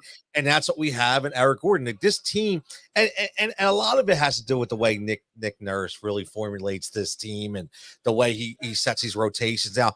I'm curious to see, like, what do you think the starting lineup's going to be? Like, is Oubre going to start? Like, what do you think is going to happen on this team? Well, one guy I didn't mention who I love because he's come from the Heat way is Caleb Martin. I think you got to find a way to get – so my lineup, my ideal, I would look at Maxey. I would go Martin, PG. I'll put Embiid in there. And then, you got space because PG and Embiid are big enough to play the 3-4 that I think Oubre is better off the bench. So I'll put the veteran Gordon in there as the 2 and put Martin as the 3. I think that's my ideal. And then you got, obviously Lowry in for Maxey. What do you give him? 15 minutes a game spelling him. Oubre comes in as your hot guy off the bench, good 6-man. And Reggie can come in and help too. I think that's my ideal. I'm curious what you think. That's where I'm at. And Andre Drummond, let's not forget about that back. I know. That's that's what Rich said. You talk about. I mean, listen. Finally, man. Like, I mean, look, we needed it. We needed that. No, listen. I was thinking the same thing, man. I love Caleb Barton. Yeah. All right. You talk about dog. Here's a guy that wants to guard the best player on the other team, right? Who's battle tested in the playoffs? Who's battle tested in the trenches? Like, this guy is an absolute dog. I love him. I do. I think he was one of the, one of the most underrated signings of the, of the entire offseason. Like, everybody was talking about PG-13, and rightfully so. But Caleb Barton, man, this dude can get it. And, he's like a poor man's Jimmy Butler. Like, you think about it, right? I mean, he just wants to play. I think it's interesting you talked about Eric Gordon. I never thought about Gordon in the starting lineup. I never even thought about that, but it's not actually a bad idea, because I don't want Oubre starting, only because I just want him to be that guy off the bench. I just think him coming off the bench with like Reggie Jackson and Kyle Lowry and Andre Drummond, man, that is a hell of a second team. I agree. And you think about it, like, Maxi's he's going to be a scorer. As well, he'll be a distributor. But when Lowry comes in, he's not the scorer, so you need to bring in scoring with Lowry. That's Oubre. So I like that pairing a lot. I agree with you. And does Eric Gordon, or does he really need to, like, he just needs to sit out there and just when he gets, like, I think it's the perfect spacing, adding him to the lineup. The curious point is, what are you going Martin? Because Martin's been good off the bench too, but he's been good starter. Like, that's the one I think is kind of a coin flip as well. Yeah, I like it. Well, here's a question though, Dave. It's early, but what's the crystal ball say for Dave for the Sixers this year, man? What do you think? So all stays right. All health is good. Everything works out. What are you thinking? Yeah, I mean, I'm such a big Nick Nurse guy. I truly believe the guy is a very smart basketball coach. And I think when you give him this many pieces and this many tools, I do think he can figure this thing out. I mean, it's a little bit of a Rubik's Cube, right? You're going to have to play. But in the end, I think he's a good enough coach to drive this team to the number 2 seed in the East. I do believe the Celtics will still be up there. They're very deep. It's just my concern with the Celtics is how long can this keep going, playing that many games? It's like LeBron year after year. That guy's a freak in nature. You need like 5 of those. And I think it's going to catch. You even saw a little bit with Porzingis last year. He missed the finals game, the end of the Eastern Conference Finals. So, yeah, I'm going to go with the Sixers. I'm going to say they get to the 2 spot. I'm going to say they win 53 games this year. That gives them 53 and 29. The hardest part is, and these off days, these back-to-backs, and what are we going to do with an older roster on back-to-backs? But as long as they find, if Embiid plays 60, I'm fine. Keep him healthy. That's all right. They got enough depth here to win games without him. I agree, man. Like, I'm not like, I know everybody's all up in arms about the back-to-backs and this and that. Like, I'm honestly, that's not my concern, man. Like, we've watched too many years of an unhealthy Joel Embiid in the playoffs. I don't care. Whatever it takes to get us there, just please, let's get there. And I want to see a healthy team in the playoffs. That's all I'm saying, man. That's all I want to say. Now, now, pivoting a little bit here. Speaking of playoffs, me and you haven't talked, man. And since the heartbreaking loss of the Philadelphia Phillies, man. Like, I know we were, we were all in with this team. We were excited about this team. Looking at it as a whole, man. Like, what's your thought process now? A week and a half later. So a few things. I think they flat out choked. Just like, if I see the Dodgers score the most runs ever in a league championship series, like they did against the same Mets pitching staff we saw, got the most walks ever, won the most games by 6+ runs. They just smoked that Mets pitching staff, and we sit there and flailing at everything. We swung at everything out of the zone. We had Jeff Hoffman spiking balls 12 feet short of the mound to the catcher 2 times in a row to let the Mets get that bases loaded situation when Lindor hits the grand slam. I just think they just choked. I'm just gonna be honest. But I'm in full belief that this team needs to come back very similar to how they're constructed now. Then they got to run him back one more time. You're watching what the Dodgers have done, right? Yeah, I know Ohtani's a big piece that they brought this year, but a lot of the other guys have been there a few years and have lost those, not even LCSs. They've lost in the divisional round. They lost to the Diamondbacks and Padres 2 years straight in the divisional round coming off a bye. I think the Phillies can get a little motivated by this. I need a new outfield, primarily a better center fielder and better left fielder. And I'm talking to you, Marsh and Rojas.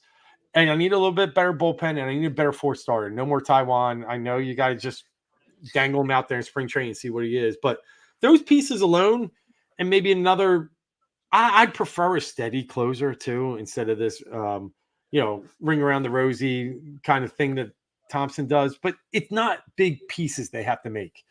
Now, obviously, the big albatross in the room, and I wonder where you are in this. I love Juan Soto.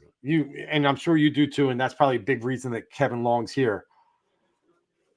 Can it happen? That's I cannot keep bringing on these big salaries. I don't know, man. I don't know. Listen, all I can say is after watching that at bat and watching what he did, it was awesome. It was. It brought me back, and it brought me back to exactly like what we watched with Bryce, man. Like, it's this guy took it and he said, I'm going to be the leader. And again, I'm with you. It's that Mark Andrews touchdown. Oh, they dusted him off the last couple of weeks. Yeah. He's finally, good. Mark Andrews gets a touchdown, man. I can't believe that he was ignored for 3 weeks, but yeah, he's back now. Yeah, he's finally back. He was wide open too. But what I look at too, which is what you just said. I mean, I understand that it's an open checkbook. I understand that Middleton is going to pay for whatever. But at the end of the day, man, like I just can't see them going in. And you're right. You're talking about Bryce Harper, who, listen, there was whispers of wanting that extension, right? Or read whatever he wanted. And now you're going to bring in a $500 million. Like Soto's going to get $500 million. Mm-hmm. I think it's a pipe dream. I do. I do. I agree. I'd like to talk about Richard's comment there. Turner with that contract has been a huge disappointment. Maybe I'm on the other side. I don't think so. Like, I get what everybody thinks that he's got to. He batted .295. He led the team in hitting this year with 21 home runs in only 121 games. He was on his way to 30 homers. The year before that, he did hit 26. He had a WAR of 3.6 and 3 in the past 2 years, which was higher than some of his previous years. People want to rip Turner. Listen, I don't love some of his approach. I think he pulls off. I think he needs to take the ball the other way, and I think he swings at bad pitches. But if we can get that kind of tweaked out, Turner's the least of my worries. He should be leading off next year. That was my other point I was going to come to. We got to get rid of the Kyle Schwarber and leadoff thing. It's a pretty story. It's cool that he's going to set all these records. I need in the playoffs, solo homers don't win. Like I'm sorry, he hit the solo homer against the Mets, and here we go. 1-0 doesn't last long. We lose it in the first game with Wheeler's great game. I need Schwarber down the line. I need to try a different lineup next year, in my opinion. I agree with that. Shout out to my man Edwin checking in. Says go Birds, my man, owner of Pals and General Davis right here in Southampton. My man, nice. Edwin, out. What's up, Edwin? Rich says hello numbers. Yeah, right? It might be. I hear you, and I'm not arguing. He's the least of my worries. Like that's just my point. Like I have other guys that I really have concerns about. And you know what it is about Turner? I think, like you just said, I think it not only his approach, but again, look, nothing but love here, Dave. See, we got all. I love it. Edwin's the man. He's such an awesome dude. Give JT a pound for me, brother. And Brian, by the way. But here's the way I look at it. He looks like nothing bothers him. He looks like he doesn't care. Yeah. And right? I mean, but when you look at it, his fielding, like Rich says, his fielding is subpar. I think that was my biggest focus. Like, when we needed big at bats from him, we didn't get it. When we needed, a big plays in the in the infield, we didn't get it. So I think, like, yeah, like I get the numbers, and I'm glad you said that because I didn't realize that. But I just think that, based on that contract, when we thought he was going to be like that 1B to Bryce Harper, he just never really amounted to that. Yeah, I do think it's fair. Don't get me wrong. It's funny that I don't know why we care so much about what we pay players. Like, if you go back to that offseason and say we're getting Trey Turner and he was coming off one of the best seasons and almost an MVP, nobody would say don't sign. And he's had a rough kind of adjustment. I'm totally with everybody. It's just my point of contention. JT Realmuto hasn't hit a ball in the playoffs in 2 years. And Nick Castellanos drove us crazy last playoffs. He was the best player on the Phillies this playoff. So at least he came back and fixed himself. JT hasn't fixed it in 2 or 3 years. Alec Boehm looked absolutely a loss, like a deer in headlights. Like he swings. What do you have? 4 pitches in one game with 3 bats? Like we benched him. He looks like, and he can't field the ball. And then Bryce's stop. We got to talk about, I mean, he batted what, like 240 this year? Like, we got other center field has been a problem for 2 years. Why didn't we trade for someone at the deadline? We try, and Austin Hayes was your answer at the trade deadline. Like, I get people's contention with Turner, but I just named 6 other areas that it just drives me nuts. Nah, listen, I it's funny you say, why do we worry about what we pay play? We always do. You're right. I know. Not my checkbook. It's not. I don't give a shit if you spend $1 billion on somebody. Like, it don't matter to me, right? Like, why should we care? I think it's just the fact that what we thought he was coming here to be. I think that's just the overall. But like you said, making. I don't know if those deals were there at the trade deadline. Based on what we would have had to give up for them specific players. So I do think that, maybe that's something we need to look at. But I do think that, what you said about Schwarber is, I was saying this earlier, that somebody had mentioned it to me, and I never realized that. Like, yeah, what, he did have his best year of his career by batting 250 or 255. But even if he leads off with a home, it's only 1 run. Yeah. Right. And it's, there is no table setters up there like we had in 08. So yeah, you're right. I think that definitely has to change. But will Topper change it? Right. And the most interesting part is, I've seen other teams do this. Who did the Dodgers bat lead off? Mookie Betts bat lead off. Ohtani. That's right. Ohtani. Bryce Harper could be a really good leadoff hitter for this. Like, I'm in. Like, I'm just saying. Like, there's some. I'm curious. Like, there's other options for me. I think Stott, if you could get him right, it'd be a great leadoff hitter too. Like, one thing. Stott, Turner. I would even dabble Harper out there, but it's interesting. I just need to move Schwarber a little bit around, is my opinion. No, I get it, man. Listen, one thing's for sure, a lot of different things that are going to be coming. I would honestly, I don't know how you feel, but I would stick with, I said this earlier, I would stick with Estevez. I would stick with him. As long as he's not costing you, hurting you in the pocket that much, but I would stick with him.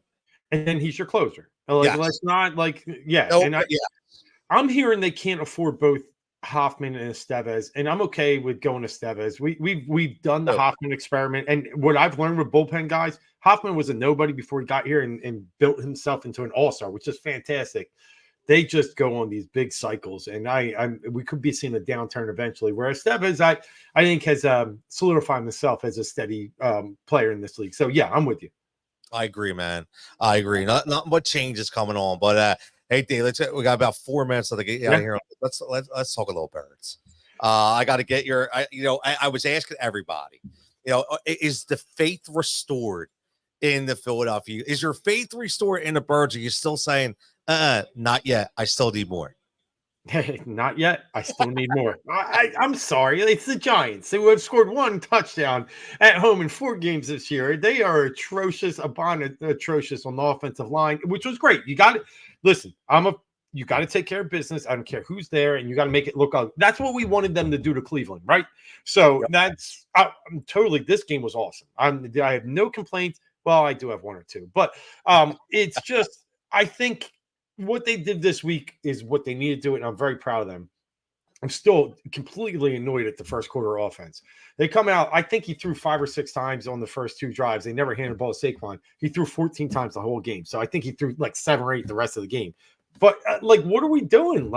And by the way, he never throws down the middle. Never. It's always outside, and then he holds on to the ball too long and gets sacked. So we need to establish the run early. This should be a run first team, and we're showing that. This is a very good offensive line, a great running back, as you know, and I know you love him.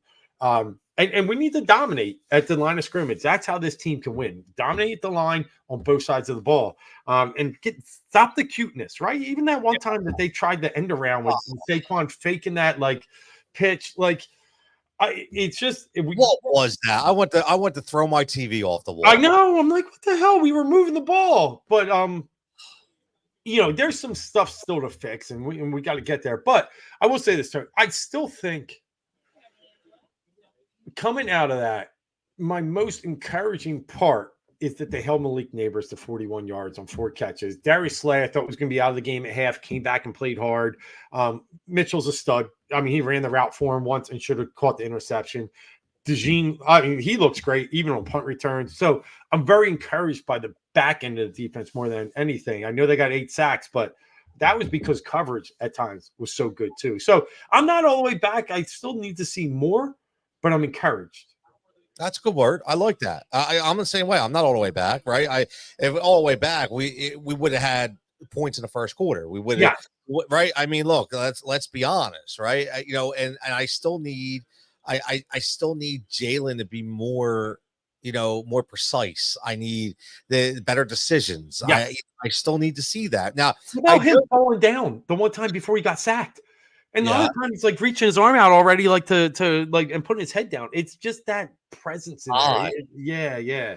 I'm with you. I don't know where that came from. I don't know where that comes from, man. Like, there he goes with the hammy. Is that your boy Evans? Yeah. That's how this dude, like Mike Evans, gets injured every game, dude. Yeah, it's terrible for fantasy owners. Like, I don't even know what he did.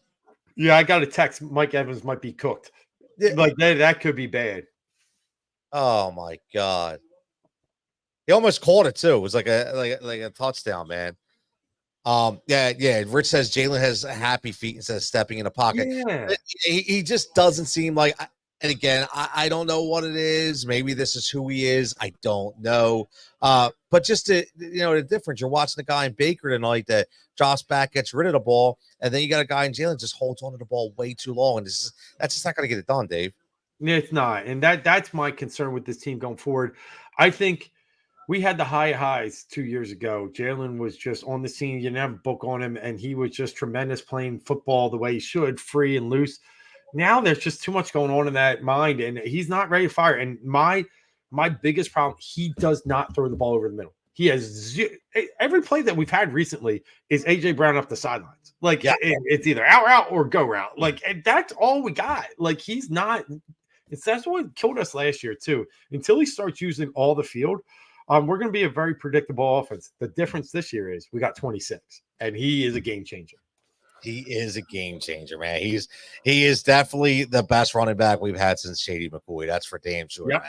But Dave, listen, man, it's been great. I'm gonna let you get out of here. What do you got going? You got any big articles dropping this week? Yeah, just had the Monday night dual combo tonight. We'll get some some betting articles out later this week on WinDailySports.com, and then always college football. Assess that with some bets as well as DFS play Saturday morning on the CFB DFS Masterminds. And then, there's a lot going on with basketball coming up. I'll be very active talking about, some things NBA. I just had my fantasy draft last night. And before I get out of here, I had the first pick. I went with Jokic. I almost went Wemby. But the way Pop uses Wemby for fantasy reasons, I went with Jokic. That's all right. Listen, for fantasy reasons, he covers all 3 statistical categories, man. You got to go. But yeah, I'll be busy, Tone, and I love coming on here every night. I know you do a bang up job there over at Pike's Pub. So thanks for having me, and I appreciate it. Always, brother. Always, man. We'll talk soon, man. All right, be good. There he is, man. Dave Gleckner from Sirius XM and Win Daily Sports. As always, make sure you're following them over at windailysports.com, man. But this has been great, as always. Another great night in the books right here at Pike's Pub. Shout out for everybody joining in. Shout out for everybody here for listening and following, for the 20 to 50 people that consistently were following online. All the comments, Javon and Rich and Adam, Dave as the guest, and again, Tyler, as always, my man Jim McGinnis checking in right here from Pike's Pub, man. It's been great, even grabbing a microphone for a half hour, doing some fantastic Phillies work. So as always, man, everybody stay safe, stay healthy, and we get out of here. We'll be back here next Monday, as always, at 6 p.m. Make sure you're checking out windailysports.com during the week for the podcast. My man Rich says, yo, bro, I'm up in January. I'm coming on. Yo, Rich, I'm telling you, brother, that's it. The mic is right here, my man. It's always be for you, as always, man. You guys are the real ones. Always follow me from day one, so I much appreciate it. So, as always, everybody stay safe, stay healthy, and I'll catch you back here next Monday.